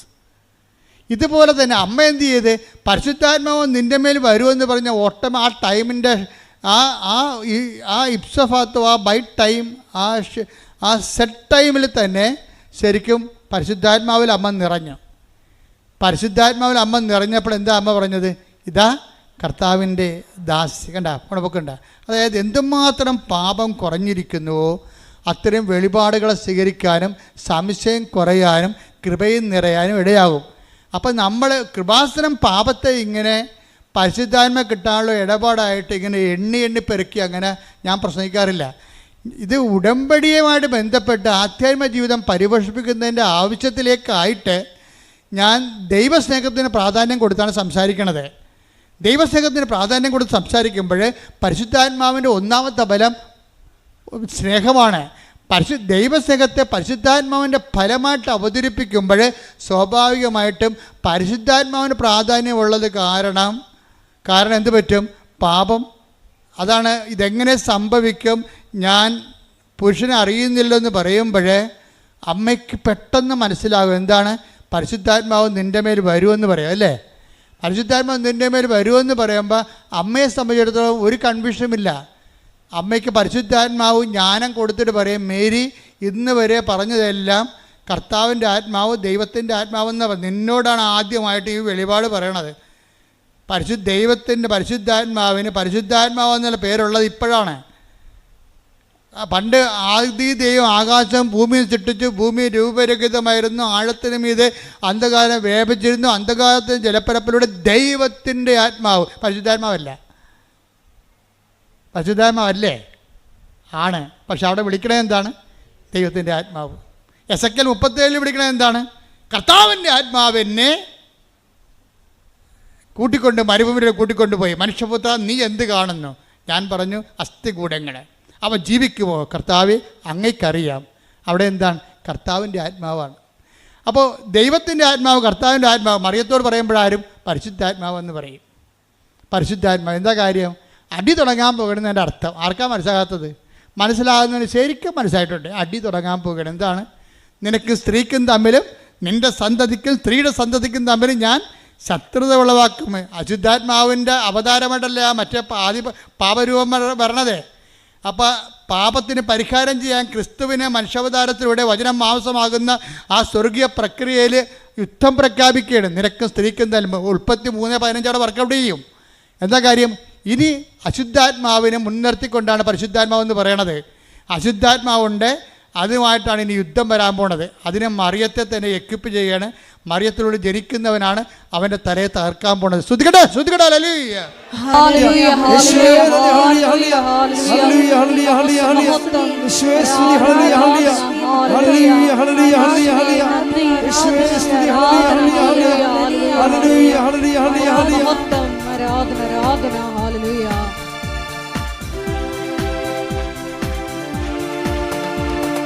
സൈന്യാധിപേ സ്വർഗ സൈന്യാധിപേ മണ്ണിലെ തേരെ തേടിക്കാം. സൈന്യാധിപേ സ്വർഗ സൈന്യാധിപേ മണ്ണിലെ തേരെ തേടിക്കാം. ശത്രുവിനെ പേരെടുത്തു വിളിച്ച് ക്രൂശുമര ചുറ്റിലിൽ തറഞ്ഞാം. ശത്രുവിനെ പേരെടുത്തു വിളിച്ച് ക്രൂശുമര ചുറ്റിലിൽ തറഞ്ഞാം. നമ്മൾ ജയിക്കും, കൃപ ധരിക്കും, അമ്മയോട് കൂടെ ജയിക്കും. നമ്മൾ ജയിക്കും, കൃപ ധരിക്കും, അമ്മയോട് കൂടെ ജയിക്കും. നമ്മൾ ജയിക്കും, കൃപ ധരിക്കും, അമ്മയോട് കൂടെ ജയിക്കും. പരിശുദ്ധ പരമ ദിവ്യകാരുണ്യത്തിന് ആരാധനയും സ്തുതിയും പുകഴ്ചയും ഉണ്ടായിരിക്കട്ടെ. പരിശുദ്ധാത്മാവ് എന്ന് പറയുമ്പോൾ ദൈവസ്നേഹം കൂടാം. ദൈവസ്നേഹം കൂടുമ്പോൾ എന്ത് പറ്റും? സംശയം കുറയും അല്ലേ? ഇങ്ങനെ വരണം. അപ്പോൾ വിശ്വാസം വർദ്ധിക്കും. എന്നിട്ട് പരിശുദ്ധാത്മാവിനെ അപ്പം വിശ്വാസം വർദ്ധിക്കുമ്പോൾ അമ്മ എന്ത് പറയും? ഇതാ കർത്താവിൻ്റെ ദാസി, നിൻ്റെ വചനം പോലെ എന്നിൽ നിറവേറട്ടെ. എന്നിട്ട് പിന്നീട് പരിശുദ്ധാത്മാവ് വീണ്ടും മറിയത്തോട് സംസാരിക്കണം. പരിശുദ്ധാത്മാവിനെ ഇൻട്രൊഡ്യൂസ് ചെയ്ത് ആര്? മാലാഖ് ഇൻട്രൊഡ്യൂസ് ചെയ്തു. മാലാഖ് ഇൻട്രൊഡ്യൂസ് ചെയ്തെങ്കിലും പരിശുദ്ധാത്മാവ് നേരിട്ട് മറിയത്തിൻ്റെ അടുത്ത് വരും. ആരിലൂടെ? എലിസബത്തിലൂടെ വരും. എലിസബത്തിനെ കാണാൻ പോകുമ്പോൾ പരിശുദ്ധാത്മാവ് നിറഞ്ഞിട്ട് മറിയം പറയും, എലിസബത്ത് പരിശുദ്ധാത്മാവ് നിറഞ്ഞു പറഞ്ഞു, മേരി, കർത്താവ് മംഗളവാർത്ത സമയത്ത് നിന്നോട് അരുളി ചെയ്ത കാര്യങ്ങൾ. അവിടെ അരുളി ചെയ്തത് ആരാണ്? പിതാവായ ദൈവമാണ് അരുളി ചെയ്തത്. ഇപ്പോൾ അരുളി ചെയ്യാൻ പോണത് ആരാണ്? പരിശുദ്ധാത്മാവ് ദൈവമാണ്. കാര്യം പുത്രനായ ദൈവമാണ് മനുഷ്യാവതാരം ചെയ്യാൻ പോണത്. അതുകൊണ്ടാണ് ആദ്യം കർത്താവ് നിന്നോട് അരുളി ചെയ്ത കാര്യം. ലൂക്ക 1:45 എടുത്ത്, കർത്താവ് അരുളി ചെയ്ത കാര്യങ്ങൾ. കർത്താവ് അരുളി ചെയ്ത കാര്യങ്ങൾ. മംഗളവാർത്ത സമയത്ത് മാലാഖ വഴി കർത്താവ് പിതാവായ ദൈവം, ലോഡെന്നാണ് പറയണത്, ഫാദറാണത്. അതായത് കർത്താവ് അരുളി ചെയ്ത കാര്യങ്ങൾ നിറവേറുമെന്ന് വിശ്വസിച്ചവൾ ഭാഗ്യവതി അനുഗ്രഹീത എന്നാണ് സംഭവം.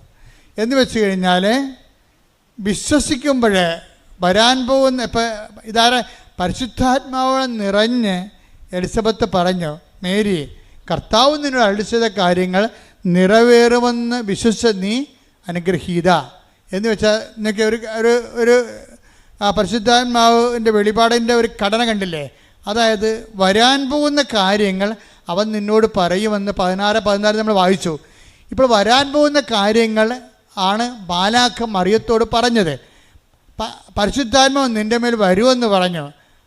അപ്പോൾ മറിയം വിശ്വസിച്ചപ്പോൾ അത് വന്ന പോലെയായി. അത് തന്നെയാണ് എലിസബത്തിലൂടെ പരിശുദ്ധാത്മാവ് അതിന് കൺകറൻസ് കൊടുക്കുന്നത്. എന്താണ്? മേരി, നീ വിശ്വസിച്ചു, വരാൻ പോകുന്നെന്ന് ഞാൻ പറഞ്ഞു, അപ്പം നീ വന്നതുപോലെ വിശ്വസിച്ചു, അപ്പം നീ അനുഗ്രഹീതയാണെന്ന്. അത് അനുഗ്രഹീത. അതായത് വരാൻ പോകുന്ന കാര്യങ്ങളെ പരിശുദ്ധാത്മാവ് നിറവോടുകൂടി വന്നതുപോലെ അനുഭവിച്ചാൽ വരാൻ പോകുന്ന വിഷയത്തിൻ്റെ മേൽ നമുക്ക് അവകാശം അനുഗ്രഹം പ്രാപിക്കാം. കൈയടിച്ച് ശ്രദ്ധിക്കട്ടെ. ഹല്ലേലൂയ, ഹല്ലേലൂയ, ഹല്ലേലൂയ, ഹല്ലേലൂയ, ഹല്ലേലൂയ. ആത്മാവേ, പരിശുദ്ധാത്മാവേ, ഹല്ലേലൂയ, ഹല്ലേലൂയ, ഹല്ലേലൂയ, ഹല്ലേലൂയ. ആത്മാവേ, ആത്മാവേ, ഞങ്ങളിൽ നിറയണമേ. ആത്മാവേ, ആത്മാവേ, ഞങ്ങളിൽ നിറയണമേ. ആത്മാവേ, ആത്മാവേ, ഞങ്ങളിൽ നിറയണമേ. ആത്മാവേ, ആത്മാവേ, ഞങ്ങളിൽ നിറയണമേ. പരിശുദ്ധ പരമദിവ്യകാരുണ്യത്തിന് ആരാധനയും സ്തുതിയും പുകഴ്ചയും ഉണ്ടായിരിക്കട്ടെ. നമ്മൾ എന്ത് അവസ്ഥയിലാണെങ്കിലും ഉടമ്പടി എടുത്ത ചില ആൾക്കാർ ഉടമ്പടി എടുക്കാമെന്ന് തീരുമാനിക്കുമ്പോൾ തന്നെ എന്തുകൊണ്ട് അവർക്ക് ഹീലിംഗ്, അടയാളങ്ങളും ധൈര്യവും സമാധാനവും ക്ഷമയും കിട്ടണത്? എന്തുകൊണ്ടാണ്? അവരതിൽ വിശ്വസിക്കുകയാണ്. ചില ആൾക്കാർ ഉടമ്പടി പുതുക്കിയാലും അവർക്ക് പറയുന്ന സമാധാനം ചിലർക്ക് കിട്ടണില്ല. എന്താ കാര്യം? അവരപ്പോഴും സംശയിച്ചുകൊണ്ടേയിരിക്കും.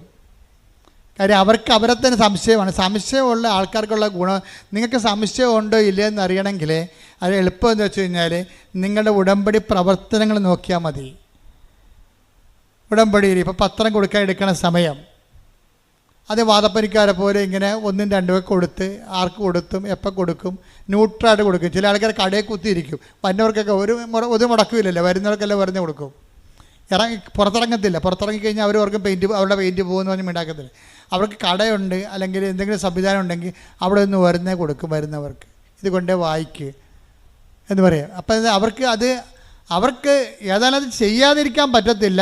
എന്നാൽ എങ്ങനെയെങ്കിലും ഒപ്പിച്ചുണ്ടാക്കണമെന്നുള്ള രീതിയിലാണ് അത് ചെയ്യണത്. അപ്പോൾ അവർക്ക് സ്നേഹമില്ല. അതുകൊണ്ട് തന്നെ അവിടെ കാര്യങ്ങൾ ലാഗ് ചെയ്യും. ആരുടെയും കുഴപ്പമില്ല, അവർ തന്നെ ഉണ്ടാക്കണതാണ്. സ്വയമായിട്ട് കുഴി കുഴിക്കണതാണത്. കാരണം അവർക്ക് ദൈവസ്നേഹം ഉണ്ടെങ്കിൽ അപ്പോൾ ഈ ഇരിക്കുന്ന ജോമകൾ തന്നെ നോക്കിക്കേ, അവർക്ക് അവർ ഫുൾ ടൈമിൽ പ്രവർത്തിക്കുകയാണ്. അവർ MDH മാസ്റ്റർ ഓഫ് തിയോളജിക്ക് വേണ്ടി ആലുവ പഠിക്കുകയാണ്.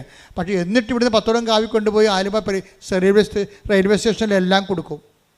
റെയിൽവേ സ്റ്റേഷനിലെല്ലാം കൊടുക്കും കൊണ്ട് നടന്ന്. അതെന്താ കാര്യം? ഇതിനകത്ത് നിൽക്കുന്ന ആൾക്കാരുടെ പരിപാടിയാണിത്. എന്ന് വെച്ച് കഴിഞ്ഞാൽ നമുക്ക് ദൈവസ്നേഹം ഉണ്ടെങ്കിൽ നമുക്ക് സംശയം ഉണ്ടാകത്തില്ല, നമുക്ക് ബോധ്യം ഉണ്ടാകും. ബോധ്യം ഉണ്ടാവുമെങ്കിൽ എല്ലാം കർത്താവ് വേണ്ട സമയത്ത് ക്രമീകരിക്കും. ദൈവത്തിൽ നമ്മളെ ഏൽപ്പിച്ചിരിക്കുകയാണ്. ഇനി നമ്മളെന്ത് നോക്കാനാണ്? ദൈവം നമ്മളെക്കാൾ എത്രയോ ലക്ഷക്കണക്കിന് മനുഷ്യരെ കണ്ടും അതിനേക്കാൾ ഈ ഭൂമി സൃഷ്ടിച്ച അപാരതയുടെ ഒരു ദൈവമല്ലേ. അപ്പം അങ്ങനെ നമുക്ക് അതിനെക്കുറിച്ചുള്ള ബോധം പരിശുദ്ധാത്മാവ് തന്നുകൊണ്ടിരിക്കും. പരിശുദ്ധാത്മാവിൻ്റെ കുറവുണ്ടെങ്കിൽ എങ്ങനെയാവോ? 90 ദിവസം പിടിച്ച് നിൽക്കണം. 90 ദിവസം പിടിച്ച് നിൽക്കണം.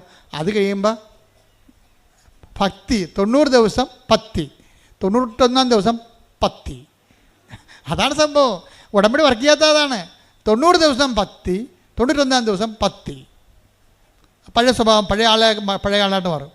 ചില ആൾക്കാർ പത്തിയും ഒരുമിച്ച് കൊണ്ടുപോകും. അത് ഭയങ്കര മൂർഖനാണ് മാതാവേ. അപ്പോൾ ഇതെല്ലാം കറക്റ്റ് ചെയ്യണം. നിങ്ങൾ വിശ്വസിക്കുന്നുണ്ടോ, നിങ്ങൾ സ്നേഹിക്കുന്നുണ്ടോ എന്ന് ദൈവത്തിന് നിങ്ങൾ ബോധ്യപ്പെടുത്തി കൊടുക്കണം. അതാണ് എൻ്റെ ഏറ്റവും വലിയ വിഷയം. ദൈവത്തിന് ബോധ്യപ്പെടുത്തി കൊടുക്കുന്നതാണ് ഇതിനകത്ത് ഉള്ള റിസ്ക് എന്ന് പറയും. ഉടമ്പടിയിലെ റിസ്ക് എന്ന് പറഞ്ഞാൽ അതാണ്. കാര്യം എന്താ, ഞാനിങ്ങനെ പറയാം, പല ആൾക്കാർക്കും ദൈവത്തെക്കുറിച്ച് പറയാൻ അറിയത്തില്ല. എന്താ കാര്യം? അവർ ദൈവത്തെ കണ്ടിട്ടില്ല. അതാണ് മെയിൻ പ്രശ്നം. പിന്നെ പുസ്തകത്തിലുള്ള നോളജും എവിടെയെങ്കിലുമൊക്കെ സെമിനാറൊക്കെ അറ്റൻഡ് ചെയ്യുകയും വല്ല പ്രസംഗമൊക്കെ കേൾക്കുന്ന ഒരു നോളജ്. അങ്ങനെയല്ല. ഞാൻ നിങ്ങൾ പറയുന്നുണ്ടെങ്കിൽ ലക്ഷം മനുഷ്യർ ഞാൻ ദൈവം പ്രവർത്തിക്കുന്ന കണ്ടു. ഞാൻ തന്നെ നേരിട്ട് മാതാവിനെ കണ്ട ആളാണ്. അപ്പോൾ എനിക്കിതിനെക്കുറിച്ചെല്ലാം കൃത്യതയുണ്ട്. പക്ഷേ അനുഭവജ്ഞാനമാണുള്ളത്, ആശയജ്ഞാനമല്ല. ഇത് inevitable defeat of the ideal by the real എന്ന് വെച്ച് കഴിഞ്ഞാൽ ഏത് ഐഡിയലായാലും ശരി, റിയൽ വരുമ്പോൾ തോറ്റുപോകും. അത് അനിവാര്യമായ ആശയത്തിൻ്റെ തോൽവിയാണ് അനുഭവത്തിൻ്റെ വിജയമെന്ന് പറയണത്. അതുകൊണ്ട് ഞാനെപ്പോഴും ശ്രദ്ധിക്കുന്നത് അനുഭവജ്ഞാനം. ഞാനെപ്പോഴും ചിന്തിക്കുന്നത് ബിബ്ലിക്കൽ തിയോളജി എന്ന് പറയുമ്പോൾ ഞാൻ പറയും ബിബ്ലിക്കൽ എക്സ്പീരിയൻസ് തിയോളജി എന്ന് പറയും. എൻ്റെ മനസ്സുടനെ പറയും. അങ്ങനെ ഒരു ശാസ്ത്രമില്ല. ബിബ്ലിക്കൽ തിയോളജി നമ്മൾ ശാസ്ത്രമുണ്ട്. നമ്മളൊക്കെ ഇപ്പോൾ പഠിക്കണം അതാ MDH മാസ്റ്റർ ചെയ്യണവർ. അപ്പോൾ എന്താ സംഭവിച്ചാൽ ബിബ്ലിക്കൽ തിയോളജി സബ്ജക്റ്റ്. പക്ഷേ എൻ്റെ അടുത്ത് വരുമ്പോൾ ഞാൻ പറയും ബിബ്ലിക്കൽ എക്സ്പീരിയൻസ് തിയോളജി എന്ന് പറയും. ബൈബിളിലുള്ള കാര്യങ്ങളെല്ലാം മനുഷ്യൻ്റെ അനുഭവത്തിലുള്ള കാര്യങ്ങളാണ്. അത് താത്വിക ജ്ഞാനത്തിന് അവിടെ വലിയ സ്പേസ് ഇല്ല. മനുഷ്യന് അനുഭവം അല്ലെന്നുണ്ടെങ്കിൽ ഇത് അപ്രസക്തമായി തീരുകയും ചെയ്യും. മനുഷ്യനില്ലാതെ ദൈവം നിലനിൽക്കും, ദൈവവചനവും നിലനിൽക്കും. പക്ഷേ എന്തിനു വേണ്ടിയാണ് ഇതെല്ലാം? മനുഷ്യന് വേണ്ടിയാണ്. യേശുക്രിസ്തു പോലും മനുഷ്യാവതാരം ചെയ്തത്. അല്ലെങ്കിൽ വേറെ എന്തെങ്കിലും അവതാരം ചെയ്താൽ പോരെ? അപ്പം മനുഷ്യനാണ് പ്രാധാന്യം. ഈശോയ്ക്കും അറിയാം എന്താണ് സാബത്ത് മനുഷ്യന് വേണ്ടിയാണ്. സാബത്ത് മനുഷ്യന് വേണ്ടിയാണെന്ന് പറയുമ്പോൾ വചനവും വചനത്തിൻ്റെ വ്യാഖ്യാനവും സ്പിരിച്വാലിറ്റിയും ആധ്യാത്മികതയും എല്ലാം എന്താണ് മനുഷ്യ ജീവിതത്തിന് വേണ്ടിയും ഈ കാലം നമ്മളെപ്പോഴും ദൗത്യം പൂർത്തിയായി കഴിയുമ്പോൾ മനുഷ്യൻ ദൈവത്തിൽ തിരിച്ചെത്തിച്ചേരാൻ വേണ്ടിയുള്ള സംവിധാനമാണ് സഭയെന്ന് പറയുന്നത്. കയ്യടിക്കട്ടെ, സ്തുതിക്കട്ടെ. ഹല്ലേലൂയ.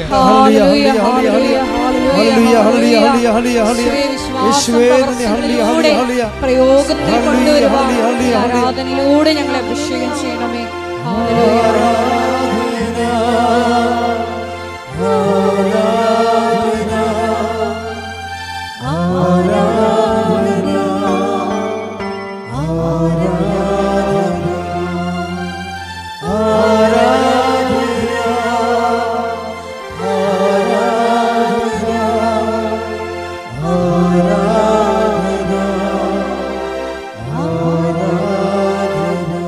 പരിശുദ്ധ പരമ ദിവ്യകാരുണ്യത്തിന് ആരാധനയും സ്തുതിയും പുകഴ്ചയും ഉണ്ടായിരിക്കട്ടെ. എന്താണ് ആധ്യാത്മികത്തിന് അടിസ്ഥാനമായിട്ട് ഞാൻ മറിയത്തെ അവതരിപ്പിക്കുന്നത്? എന്തുകൊണ്ടാണ്? ഈ ഭൂമിയുടെ അനുഭവങ്ങളിലെ അനുഭവത്തിൻ്റെ ആൽഫയും ഒമേഗയുമാണ് മറിയമെന്ന് പറയണത്. ആധ്യാത്മിക അനുഭവത്തിൻ്റെ ആൽഫയും ഒമേഗയുമാണ്. എന്താ കാര്യം? ഒന്ന്, അവർ പുരുഷനെ അറിയാതെ ഗർഭം ധരിക്കുമ്പോൾ തന്നെ, പരിശുദ്ധാത്മാവ് ഗർഭം ധരിക്കുമ്പോൾ തന്നെ അതിൻ്റെ നാണക്കേടും മാനക്കേടും സ്ത്രീയെപ്പോലെ അനുഭവിച്ചിട്ട് അവർ പെരുവഴി പ്രസവിക്കാൻ വേണ്ടി ദൈവം പിടിക്കണവരാണ്. അപ്പോൾ ഒരു മനുഷ്യനെ അനുഭവിക്കും. നിങ്ങൾക്ക് വീടില്ല, വഴിയില്ല, ജോലിയില്ലെന്ന് പറയുമ്പോഴൊക്കെ ഇവിടെ പറഞ്ഞാൽ ആദ്യം ഒന്ന് ചിരിക്കും, പിന്നെ പറയാൻ സാരമില്ല, ഞാൻ നിനക്കുള്ള ഗതികെട്ടാണ് പ്രസവിച്ചത്, എങ്കിലും നിനക്ക് ഞാൻ തരാമെന്ന് പറയും. അത് ഒരു മനുഷ്യൻ അനുഭവിക്കാവുന്നതിൻ്റെ മാക്സിമം അനുഭവിച്ചിട്ട് അവസാനം ഈ മകനെ ഈ നഗ്നനായിട്ട് തുണിയെ കെട്ടിയിട്ട് ഒരു കുറവ് ഇറച്ചിയായിട്ട് ഇങ്ങനെ മടിയിലെടുക്കും. മടിയിലെടുത്തിട്ട് ഇവർ കല്ലറയിൽ വെക്കാൻ വേണ്ടി കൈ നീട്ടി കൊടുക്കും. പിന്നെ ഇവരെ കാണത്തില്ല, ക്രിസ്തുവിനെയും കാണത്തില്ല. ഞാനെപ്പോഴും ഓർക്കും കല്ലറയിൽ അപ്രത്യക്ഷമായത് ഈശോ മാത്രമല്ല, മറിയവും അപ്രത്യക്ഷമായി. ബൈബിളിലും പിന്നെ മറിയത്തെക്കുറിച്ച് അധികം പറയത്തില്ല. എന്താ? കർത്താവ് അരുളി ചെയ്ത കാര്യങ്ങൾ നിറവേറുമെന്ന് അവൾ വിശ്വസിച്ചു. കർത്താവ് എന്താണ് അരുളി ചെയ്തത്? കർത്താവ് അവളോട് അരുളി ചെയ്തത് എന്താണ്? മനുഷ്യാവതാരത്തിൻ്റെ സമയത്ത് അവൻ്റെ രാജ്യത്തിന് അവസാനം ഉണ്ടാകില്ലെന്നാണ് പറഞ്ഞിരിക്കുന്നത്. Take the word of God 1:33. ശ്രദ്ധിക്കട്ടെ. ഹല്ലേലൂയ, ഹല്ലേലൂയ, ഹല്ലേലൂയ. യേശുവേ നന്ദി. ഹല്ലേലൂയ. ലൂക്ക 1:33. യാക്കോബിന്റെ ഭവനത്തിന്മേൽ പറഞ്ഞ യാക്കോബിന്റെ ഭവനത്തിന്റെ മേൽ അവൻ എന്നേക്കും ഭരണം നടത്തും. അവന്റെ രാജ്യത്തിന് അവസാനമുണ്ടാവുകയില്ല. അപ്പൊ അവന് മരണമില്ല, മരണത്തെ അവൻ ജയിക്കുമെന്ന് ഉയർത്തെഴുന്നേൽക്കുമെന്നും എല്ലാം ഇറ്റ് ഈസ് അണ്ടർസ്റ്റുഡ് ഇംപ്ലിസിറ്റ്. ഇതാണ് അവൻ ഉയർത്തെഴുന്നേൽക്കുമെന്നോ അമ്മയോടാണ് ആദ്യം പറയണത്. അമ്മ എന്ത് ചെയ്തു? അവൻ്റെ രാജ്യത്തിന് അവസാനം ഉണ്ടാകുകയില്ല, അവൻ മരിച്ചാലും ഉയർത്തെഴുന്നേൽക്കുമെന്ന് ആദ്യം പിതാവായ ദൈവം മാലാഖയിലൂടെ അമ്മയോട് പറയുമ്പോൾ, എലിസബത്തിൻ്റെ വീട്ടിൽ ചെല്ലുമ്പോൾ പരിശുദ്ധാത്മാവ് എലിസബത്തിനോട് പറയും, നിന്നോട് പറഞ്ഞില്ലേ മേരി, അപ്പായി പറഞ്ഞില്ലേ അവൻ മരിച്ചാലും ഉയർത്തെഴുന്നേൽക്കുമെന്ന്, അവൻ്റെ രാജ്യത്തിന് അവസാനം ഉണ്ടാകില്ലെന്ന്. അതുതന്നെ എനിക്കും പറയാനുള്ളത്. നിന്നെ ബ്ലസ് ചെയ്തിരിക്കണം അപ്പ. എന്തുകൊണ്ടാണെന്ന് അറിയാമോ? ആ പറഞ്ഞത് നീ വിശ്വസിച്ചു. കർത്താവ് നിന്നോട് അരുളി ചെയ്ത കാര്യങ്ങൾ വിശ്വസിച്ച് നീ കർത്താവിൻ്റെ പുനരുദ്ധാനത്തെക്കുറിച്ച് ആദ്യമായി സാക്ഷിയായി ജീവിച്ച് വിശ്വസിച്ച നീ ഭാഗ്യവതി. കൈയടിക്കട്ടെ, ശ്രദ്ധിക്കട്ടെ.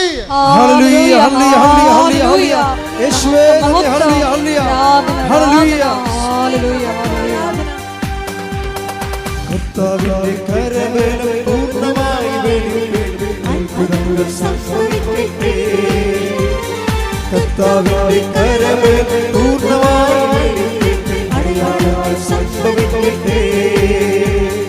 ഇന്നിവിടെ ഈ നിമിഷം ദൈവശക്തി വെളിപ്പെടട്ടെ. ഇന്നിവിടെ ഈ നിമിഷം ദൈവശക്തി വെളിപ്പെടട്ടെ. ഇന്ന് ജീവിക്കുന്ന യേശുവിന്റെ സാന്നിധ്യത്തെ ജനങ്ങൾ കണ്ടിടട്ടെ. ഇന്ന് ജീവിക്കുന്ന യേശുവിന്റെ സാന്നിധ്യത്തെ ജനങ്ങൾ കണ്ടിടട്ടെ. തിരുസഭ ഉണരട്ടെ, ദൈവജനം ഉണരട്ടെ. തിരുസഭ ഉണരട്ടെ, ദൈവജനം ഉണരട്ടെ. ഇന്ന് ജീവിക്കുന്ന യേശുവിന്റെ സാന്നിധ്യത്തെ ജനങ്ങൾ കണ്ടിടട്ടെ. ഇന്ന് ജീവിക്കുന്ന യേശുവിന്റെ സാന്നിധ്യത്തെ ജനങ്ങൾ കണ്ടിടട്ടെ. പരിശുദ്ധ പരമദിവ്യകാരുണ്യത്തിന് ആരാധനയും സ്തുതിയും പുകഴ്ചയും ഉണ്ടായിരിക്കട്ടെ. അപ്പൊ പുനരുദ്ധാനത്തിന്റെ പ്രഥമ സാക്ഷി ആരാണ്? അമ്മയാണ്. അമ്മയുടെ ജീവിതം മുഴുവനും അപ്പോസ്തലന്മാർ പുനരുദ്ധാനത്തിന് സാക്ഷിയാകണത് കർത്താവ് പുനരുദ്ധാനം കഴിഞ്ഞതിന് ശേഷമാണ്. പക്ഷേ എല്ലാവരും മഗ്ദലന മറിയം ഉൾപ്പെടെ പുനരുദ്ധാനത്തിന് സാക്ഷിയാകണത് കർത്താവിൻ്റെ പുനരുദ്ധാനത്തിന് ശേഷമാണ്. അമ്മയുടെ ജീവിതം തന്നെ പുനരുദ്ധാനത്തിൻ്റെ ജീവിതം സാക്ഷിയായിട്ട് ജീവിക്കുകയും. എന്താ കാര്യം? കർത്താവ് അരുളി ചെയ്യുന്നത് 1:33 പറഞ്ഞു. കർത്താവ് അരുളി ചെയ്ത കാര്യങ്ങൾ, അതായത് 1:33 എന്താ പറഞ്ഞത്? വരാൻ പോകുന്ന കാര്യങ്ങൾ നമ്മൾ 16-14 വായിച്ചു. ആ വരാൻ പോകുന്ന കാര്യങ്ങളാണ് മാലാഖ 1:33 പറയണത്. എന്താണ്? അവൻ്റെ രാജ്യത്തിന് അവസാനം ഉണ്ടായില്ലെന്ന്, അവൻ മരിച്ചാലും പുനരുദ്ധാനം ചെയ്യുമെന്ന്. അതാണ് എലിസബത്തിൻ്റെ വീട്ടിൽ 1:45 ലൂക്ക പറയണത്. മേരി, നീ ബ്ലെസ്സഡാണ്. എന്താണ് കാരണം? കർത്താവ് നിന്നോട് അരുളി ചെയ്ത കാര്യങ്ങൾ നിറവേറുമെന്ന് നീ വിശ്വസിച്ചു. അതായത് എന്താണ് വിശ്വസിച്ചത്? കർത്താവിൻ്റെ പുനരുദ്ധാനത്തിൽ നീ വിശ്വസിച്ചു. അവൻ്റെ പുനരുദ്ധാനത്തെ വിശ്വസിച്ചുകൊണ്ട് തന്നെയാണ് മറിയം. അതുകൊണ്ടാണ് ഈശോ ചോദിക്കണത്.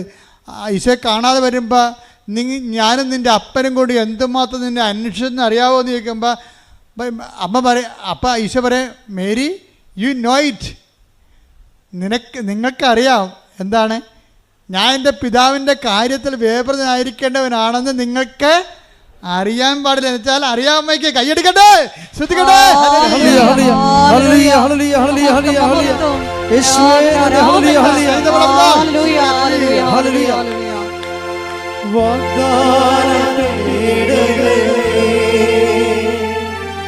സ്വരൂപം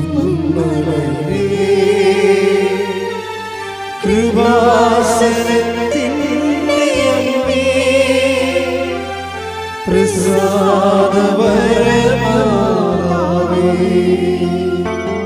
വാഗ്ദാനമേടകമേ, സ്വർഗീയ പൊന്മലരേ, കൃപാസനത്തിൻ്റെ അമ്മേ, പ്രസാദപരമാതാവേ. ഈ കുരിശിൻ്റെ വഴികളിലൂടെ എല്ലാം ബോധം കെട്ട് വീഴാതെ യോഹന്നാൻ പറയും, കണ്ടില്ലേ അമ്മയുടെ നിപ്പ് കണ്ടില്ലേ, പുനരുത്ഥാനത്തിൻ്റെ സാക്ഷിയായിട്ട്. മരിച്ചു കിടക്കുന്ന മകൻ്റെ മുമ്പിൽ ഏതെങ്കിലും അമ്മ ഇങ്ങനെ നിൽക്കുമോ? ഏതമ്മയാലും ബോധം കെട്ട് താഴെ വീണ കിടക്കത്തില്ലേ? കണ്ടില്ലേ നിൽക്കണ നിപ്പ് കണ്ടില്ലേ? എന്താണ്? അമ്മ കുരിശിൻ്റെ ചുവട്ടിൽ നിന്നിരുന്നു. ആരായിട്ട് നിന്ന്? ഈശോയുടെ പുനരുത്ഥാനത്തിൻ്റെ സാക്ഷിയായിട്ട്. ഇപ്പം നിന്നതല്ലല്ലോ, മംഗളവാർത്ത കാലം മുതൽ തന്നെ അവർ പുനരുത്ഥാനത്തിൻ്റെ സാക്ഷിയാണ്. അതുകൊണ്ട് തന്നെയാണ് പല വിഷയങ്ങളും അമ്മ ഹൃദയത്തിൽ സംഗ്രഹിക്കണത്. എന്താണ് സംഗ്രഹിക്കണത്? എല്ലാത്തിൻ്റെ അവസാനം എൻ്റെ മകൻ ദൗത്യം പൂർത്തിയാക്കി പുനരുത്ഥാനം ചെയ്യും, ലോകത്തിൻ്റെ രക്ഷ കൈവരും. രക്ഷയെ ധ്യാനിച്ചുകൊണ്ടാണ് അമ്മ എല്ലാ ക്രിസ്തുവിലൂടെ സംഭവിക്കാൻ പോകുന്ന പുനരുത്ഥാനത്തിലൂടെ വരാൻ സമാഗതമാകാൻ പോകുന്ന മനുഷ്യൻ്റെ രക്ഷയെ ധ്യാനിച്ചുകൊണ്ട് അമ്മ ഒറ്റ വാക്കിൽ ഒതുക്കും. എന്താണ്? മേരി ഹൃദയത്തിൽ സംഗ്രഹിച്ചു. കയ്യടിക്കട്ടെ. ഹല്ലേലൂയ, ഹല്ലേലൂയ, യേശുവേ ഹല്ലേലൂയ. നന്ദി. ഹല്ലേലൂയ, ഹല്ലേലൂയ, ഹല്ലേലൂയ, ഹല്ലേലൂയ, ഹല്ലേലൂയ, ഹല്ലേലൂയ, ഹല്ലേലൂയ. യേശുവേ നന്ദി, സ്തുതി, ഹല്ലേലൂയ. മഹത്വം, മഹത്വം, ആരാധന, ആരാധന. Hallelujah, hallelujah. ശക്തനായ ദൈവം വൻകാര്യങ്ങൾ ചെയ്യാൻ സർവശക്തിയോടെ എഴുന്നള്ളുകയാ. ശക്തനായ ദൈവം വൻകാര്യങ്ങൾ ചെയ്യാൻ സർവശക്തിയോടെ എഴുന്നള്ളുകയാ. എന്തൊരാനന്ദം, എന്തൊരാനന്ദം, അമ്മ മേരിയൊപ്പം ആരാധിക്കൂ. എന്തൊരാനന്ദം, എന്തൊരാനന്ദം, അമ്മ മേരിയൊപ്പം ആരാധിക്കൂ. പരിശുദ്ധ പരമദിവ്യകാരുണ്യത്തിന് നേരവും ആരാധനയും സ്തുതിയും പുകഴ്ചയും ഉണ്ടായിരിക്കട്ടെ. ഇതാണ് മാതാവ് നൽകുന്ന ജീവിത ദർശനം എന്ന് പറയുന്നത്. ഇതാണ് ഉടമ്പടിയുടെ ദർശനം. ഉടമ്പടി ജീവിത ദർശനം എന്താണ്? എന്ത് സംഭവിച്ചാലും അത് അപ്പായുടെ തിരുമനസ്സിൻ്റെ കീഴ്പ്പെടുന്നുകൊണ്ട് ഇതാ കർത്താവിൻ്റെ ദാസി എന്ന് പറഞ്ഞുകൊണ്ട് കുരിശിൻ്റെ ചുവട്ടിൽ വരെ നിന്നുകൊണ്ട് തന്നെ ഏൽപ്പിച്ച ജോലി പൂർത്തിയാക്കുമ്പോൾ അമ്മ ഉള്ളിൽ പറയുന്നതാണ്, ഞാൻ സാക്ഷിയാണ്. എന്തിൻ്റെ സാക്ഷിയാണ്? പുനരുത്ഥാനത്തിൻ്റെ സാക്ഷി. ദൈവപൈതലേ, എൻ്റെയും നിൻ്റെയും ജീവിതത്തിൽ നന്മയും തിന്മയും വരാം. പക്ഷേ ക്രിസ്ത്യാനിക്കോ വിശ്വാസിക്കോ തിന്മയില്ല. എന്താ കാര്യം? എല്ലാ തിന്മകളിലും കുരിശൊരു തിന്മയാണെങ്കിൽ ആ തിന്മയിലൂടെയാണ് അവൻ മഹത്വവൽക്കരിക്കപ്പെട്ടത്. മുൾക്കിരീടം ഒരു തിന്മയാണെങ്കിൽ ആ തിന്മയിലൂടെയാണ് അവൻ പാപത്തിന്മേൽ അധികാരം സ്ഥാപിച്ചത്. അവൻ്റെ തിരുവിലാലും മുറിവ് ഒരു തിന്മയാണെങ്കിൽ ആ തിന്മയിലൂടെയാണ് ആ സ്നേഹിച്ച് ലോകത്തെ കീഴടക്കിയത്. അത് ലോകത്തെ കീഴടക്കാൻ വേണ്ടി ഈശോ പറഞ്ഞു, ഞാൻ ലോകത്ത് നിങ്ങൾക്ക് ഞെരുക്കങ്ങളുണ്ടാവും, കുരിശുകളുണ്ടാവും, മുറിവുണ്ടാവും, മുൾക്കിരീടമുണ്ടാവും. എങ്കിലും ധൈര്യമായിരിക്കുവൻ. പുനരുത്ഥാനത്തിൻ്റെ ശക്തിയാൽ പുനരുത്ഥാനത്തിന് സാക്ഷിയാകാൻ ഓർത്തുകൊണ്ട് മാതാവിനെ പോലെ സാക്ഷ്യം വഹിക്കുവാൻ സമർപ്പിച്ചുകൊണ്ട് നമുക്ക് ശക്തരാകാം. ദൈവം നമ്മളെ അനുഗ്രഹിക്കട്ടെ. ശ്രുതികട്ടെ. ഹല്ലേലൂയ, ഹല്ലേലൂയ. മഹത്വം, മഹത്വം, ആരാധന, ആരാധന. ഹല്ലേലൂയ. നന്ദി, ആരാധന, മഹത്വം, മഹത്വം, ആരാധന. ഞങ്ങൾ ആരാധിക്കുന്നു. ഉദ്ധാരം ചെയ്തവരെ ഞങ്ങൾ ആരാധിക്കുന്നു. മരണത്തെ ജയിച്ചവരെ ഞങ്ങൾ ആരാധിക്കുന്നു. ഹല്ലേലൂയ, ഹല്ലേലൂയ, ഹല്ലേലൂയ, ഹല്ലേലൂയ. യേശുവേ ആരാധന, യേശുവേ മഹത്വം, ഹല്ലേലൂയ.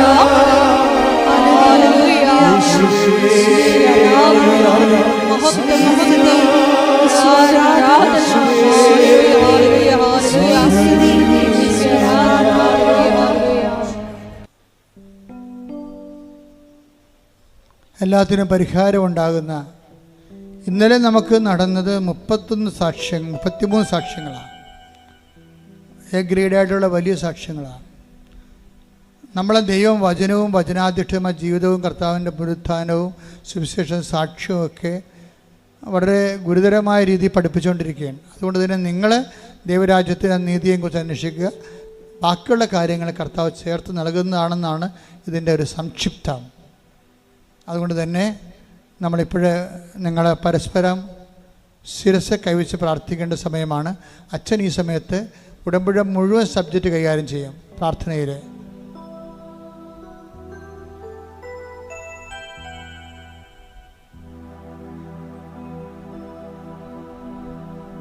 പരിശുദ്ധാത്മാവ് നിറയാൻ വേണ്ടി മക്കൾ ഇടിമുഴക്കം പോലെ സ്തുതിച്ചാൽ മതി. ഞാൻ വിഷയങ്ങൾ പ്രാർത്ഥിച്ചുകൊണ്ടിരിക്കുന്നു, നിങ്ങൾ പരിശുദ്ധാത്മാവ് നിറയാൻ വേണ്ടി ശക്തമായി സ്തുതിച്ചുകൊണ്ടിരിക്കട്ടെ. സ്തുതിക്കട്ടെ. ഹല്ലേലൂയ.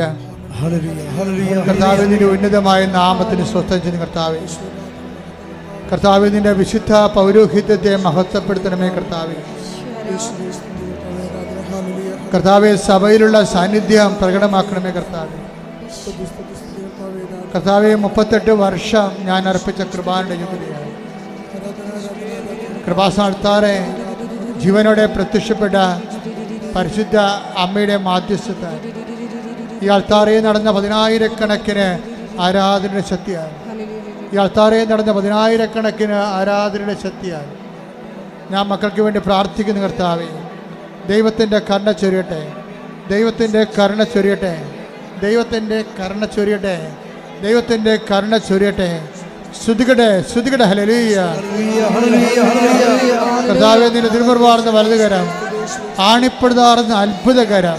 കർത്താവേ, നിന്റെ തിരുമുറിവാർന്ന വലതുകരം, ആണിപ്പെടുതാർന്ന അത്ഭുതകരം. കർത്താവേ, നിന്റെ തിരുമുറിവാർന്ന വലതുകരം, ആണിപ്പെടുതാർന്ന അത്ഭുതകരം അങ്ങയുടെ മക്കളുടെ ശിരസിൽ വെക്കണമേ, അങ്ങയുടെ മക്കളുടെ ശിരസിൽ വെക്കണമേ. സന്ധിബന്ധങ്ങളിലെ കർത്താവിൻ്റെ അകത്ത് നിറയട്ടെ, മാംസപേശികളിലെ കർത്താവിൻ്റെ അകത്ത് നിറയട്ടെ, രക്തഞരമ്പുകളിലെ കർത്താവിൻ്റെ അകത്ത് നിറയട്ടെ, രക്തഞരമ്പുകളിലെ കർത്താവിൻ്റെ അകത്ത് ഉച്ച മുതൽ ഉള്ളംകാല വരെ കർത്താവിൻ്റെ അകത്ത് നിറയട്ടെ. മാരക രോഗങ്ങൾ, തീരാവേദികൾ, ജീവദുരിതങ്ങൾ, ആന്തരിക രോഗങ്ങൾ, ആന്തരിക അവയവ രോഗങ്ങൾ യേശുവിൻ്റെ നാമത്തിൽ സൗഖ്യം പ്രാപിക്കട്ടെ. പരിശുദ്ധാത്മാവ് നിറയട്ടെ, പരിശുദ്ധാത്മാവ് നിറയട്ടെ. സുവിശേഷ സാക്ഷിയാകാൻ പ്രത്യേക അഭിഷേകം ലഭിക്കട്ടെ. കർത്താവെ, ജീവിക്കാൻ മാർഗമില്ലാത്തവര്, വീടില്ലാത്തവര്, വഴിയില്ലാത്തവര്, കർത്താവെ വീടിലെ വേദന വിട്ടുമാറാത്തവര്, ജീവിതമാർഗം പൊട്ടിപ്പോയവര്, ജോലി, പഠനം, പരീക്ഷ, കർത്താവെ ഇങ്ങനെയുള്ള എല്ലാ മേഖലകളിലും സംഘർഷത്തോടെ ജീവിക്കുന്നവരുടെ മേൽ കർത്താവിൻ്റെ സാന്ത്വനം നൽകണമേ എന്ന് പ്രാർത്ഥിക്കുന്നു. ആശുപത്രിയിൽ പോകാനിരിക്കുന്നവര്, ആശുപത്രി കിടക്കുന്നവര്, ഓപ്പറേഷൻ നിശ്ചയിച്ചിട്ടുള്ളവർ, ഓപ്പറേഷൻ കഴിഞ്ഞു വിട്ട് താമസിക്കുന്നവര്, കർത്താവെ മക്കളില്ലാത്തവര്, വിവാഹം ഒത്തുവരാത്തവര്, ഡൈവേഴ്സ് കർത്താവെ ഡൈവേഴ്സിന് വേണ്ടി ഒരുങ്ങിക്കൊണ്ടിരിക്കുന്നവർ, അതിൽ അകപ്പെട്ടു പോയവർ എല്ലാം സമയത്ത് പ്രാർത്ഥിക്കുന്നു. കർത്താവിൻ്റെ കരുണ, കർത്താവിൻ്റെ സഹകരണ ഈശോയെ നിലനിൽക്കേണ്ട മക്കള്, തെറ്റായ പ്രണയത്തിൽ കുടുങ്ങിയവർ, അതുപോലെ പ്രണയത്തിൽ കുടുങ്ങിപ്പോയവർ, കുടുംബത്തിന് ദോഷമുണ്ടാക്കുന്നവർ, കുടുംബത്തിന് എല്ലാ തരത്തിലുള്ള സാമ്പത്തിക തകർച്ചയും ജീവിത തകർച്ചയും കുടുംബത്തെ നശിപ്പിച്ചുകൊണ്ട് സ്വന്തം താല്പര്യങ്ങളും സുഖങ്ങൾക്ക് വേണ്ടി ജീവിതത്തെയും മാതാപിതാക്കന്മാരെ വിട്ടെറിഞ്ഞു പോയിട്ടുള്ള ബുദ്ധിമോശം കാണിച്ചുള്ള വ്യക്തികൾക്ക് മാനസാന്തരം ഉണ്ടാകാൻ കർത്താവിൻ്റെ ആത്മാവ് നൽകട്ടെ എന്ന് പ്രാർത്ഥിക്കുന്നു. കർത്താവിൻ്റെ ആത്മാവ് പ്രവർത്തിക്കട്ടെ പ്രാർത്ഥിക്കുന്നു. എൻ്റെ കർത്താവിൻ്റെ ഉന്നതമായ നാമത്തിൽ, സഭയുടെ അധികാരത്തിൽ, കുരിശിൻ്റെ അടയാളത്തിൽ, ദൈവത്തിൻ്റെ നാമത്തിൽ മാർഗരോഗങ്ങൾ, തീരാവേദികൾ, ജീവദുരിതങ്ങൾ യേശുവിൻ്റെ നാമത്തിൽ മാറിപ്പോകട്ടെ. ജോലി ഇല്ലാത്തവരെ, സാമ്പത്തിക കടങ്ങളുള്ളവരെ, ജപ്തി നടപടി നടക്കുന്നവരെ, അതിലകപ്പെട്ടു പോയിരിക്കുന്നവരെ, ഒറ്റ പാട്ടം, അതുപോലെ തന്നെ കർത്താവ് അതിലേക്ക് അകപ്പെട്ടിരിക്കുന്നവരെ, ജീവിതമാർഗത്തിന് മാർഗമില്ലാത്തവരെ, ജോലി നഷ്ടപ്പെട്ടവരെ, തിരിച്ചു പോരാൻ പോകുന്നവരെ, വിസ നഷ്ടപ്പെട്ടവരെ, പലതരത്തിൽ കർത്താവെ വിസ പുതുക്കി കിട്ടാത്തവരെ, അന്യനാടുകളിൽ വേദന അനുഭവിച്ച് ജീവിക്കുന്നവരെ, കർത്താവേ എല്ലാ മക്കളുടേക്കും ദൈവത്തിന് സ്വർഗം തുറക്കണമേ, സ്വർഗം തുറക്കണമേ, സ്വർഗം തുറക്കണമേ, സ്വർഗം തുറക്കണമേ. കർത്താവിൻ്റെ ആത്മാവ് ഇടിത്തീ പോലെ, കർത്താവിൻ്റെ ആത്മാവ് ഏലിയായി നിവസിച്ച പരിശുദ്ധാത്മാവ്, ദാവീദ് നിവസിച്ച പരിശുദ്ധാത്മാവ്, യേശു ക്രിസ്തു നിവസിച്ച പരിശുദ്ധാത്മാവ്, ശിഷ്യന്മാർ ഇറങ്ങി വെച്ച പരിശുദ്ധാത്മാവിനാൽ അഭിഷേകം ചെയ്യപ്പെട്ടെ, അഭിഷേകം ചെയ്യപ്പെട്ടെ, അഭിഷേകം ചെയ്യപ്പെടട്ടെ. യേശുവിന്റെ നാമത്തിൽ എല്ലാ കോശങ്ങളും പേശികളും യേശുവിന്റെ നാമത്തിൽ പെരുമഴ പോലെ, കൊടുങ്കാറ്റ് പോലെ വീശി അടിക്കട്ടെ. ആത്മാവിനെ വീശടിക്കട്ടെ, ആത്മാവ് വീശടിക്കട്ടെ. യേശുവിന്റെ നാമം ദൈവവിളികളില്ലാത്ത കുടുംബങ്ങള്, ദൈവവിളികൾക്ക് എല്ലാ തരത്തിലുള്ള തടസ്സങ്ങളുള്ളവര്, ദൈവവിളി നഷ്ടപ്പെടാൻ പോകുന്നവര്, എല്ലാ സ്ഥലത്തും പ്രാർത്ഥിക്കും, പുതിയ ദൈവവിളിക്ക് വേണ്ടി പ്രാർത്ഥിക്കുന്നവര്, എല്ലാവരുടെയും ദൈവത്തിന്റെ കണ്ടെത്തരട്ടെ. God increase your spirit of power and grace. Hallelujah, hallelujah. യേശുവേ, hallelujah, hallelujah, hallelujah. Hallelujah, hallelujah, hallelujah. Hallelujah. യേശുവേ ആരാധന. Hallelujah, hallelujah. കൈയടിച്ചുകൊണ്ട് പാടണേ.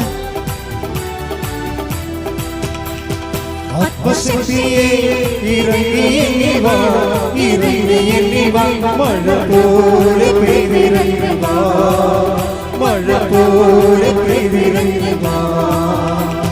സ്വർഗീയത്തിയെ ഇറങ്ങി വാ, ഇറങ്ങി വാ, മഴ പോലെ പെയ്തിറങ്ങി വാ, മഴ പോലെ പെയ്തിറങ്ങി വാ.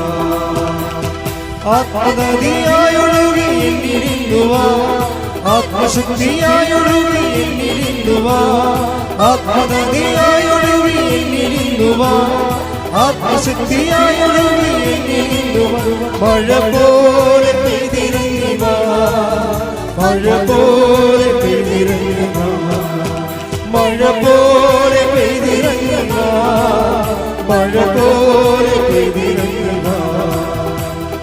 ആത്മശക്തിയെ ഇറങ്ങി വാ, ഇറങ്ങി വാ, മഴ പോലെ പെയ്തിറങ്ങി വാ, മഴ പോലെ പെയ്തിറങ്ങി വാ, മഴ പോലെ പെയ്തിറങ്ങി വാ, മഴ പോലെ പെയ്തിറങ്ങി വാ, മഴ പോലെ പെയ്തിറങ്ങി വാ, മഴ പോലെ പെയ്തിറങ്ങി വാ. മുട്ടേ നിൽക്കുക, മൗനമായി പ്രാർത്ഥിക്കുക. ഉടമ്പടി എടുത്ത വിഷയത്തിന്മേലും പുതുക്കാൻ പോകുന്ന വിഷയത്തിന് മേലും മൗനമായി പ്രാർത്ഥിക്കുക.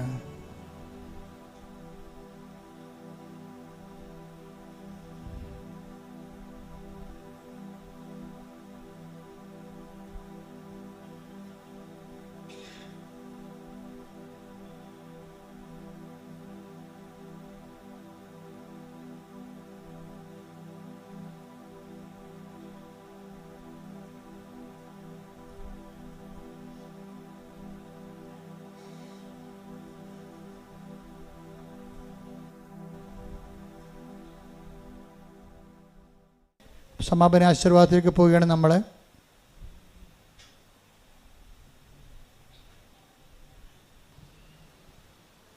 ഒരിക്കൽ കൂടി മരിയൻ ഉടമ്പടിയിൽ സമർപ്പിച്ചിരിക്കുന്ന എല്ലാ വിഷയങ്ങളും ദേവമാതാവിൻ്റെ മധ്യസ്ഥയിലെ ദിവ്യകാരുണ്യ സന്നിധിയിൽ സമർപ്പിച്ച് ഒരു നിമിഷം നമുക്ക് മൗനമായിട്ട് പ്രാർത്ഥിക്കാം.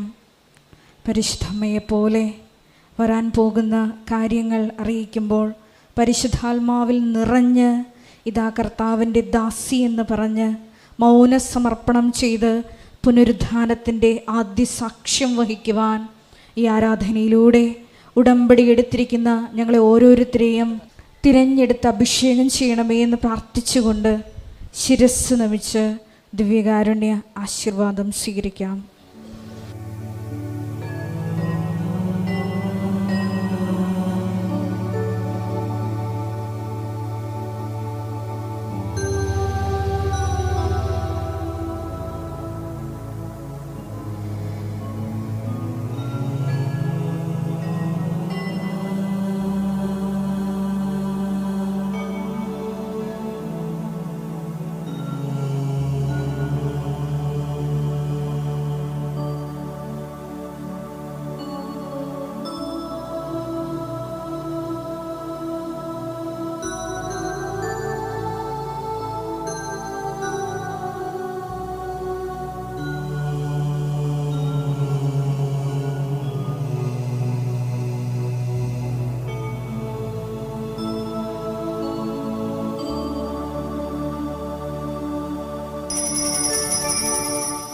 പരിശുദ്ധ പരമമാ ദിവ്യകാരുണ്യമേ, എന്നുമെന്നും അങ്ങേക്ക് ആരാധന. പരിശുദ്ധ പരമമാ ദിവ്യകാരുണ്യമേ, എന്നുമെന്നും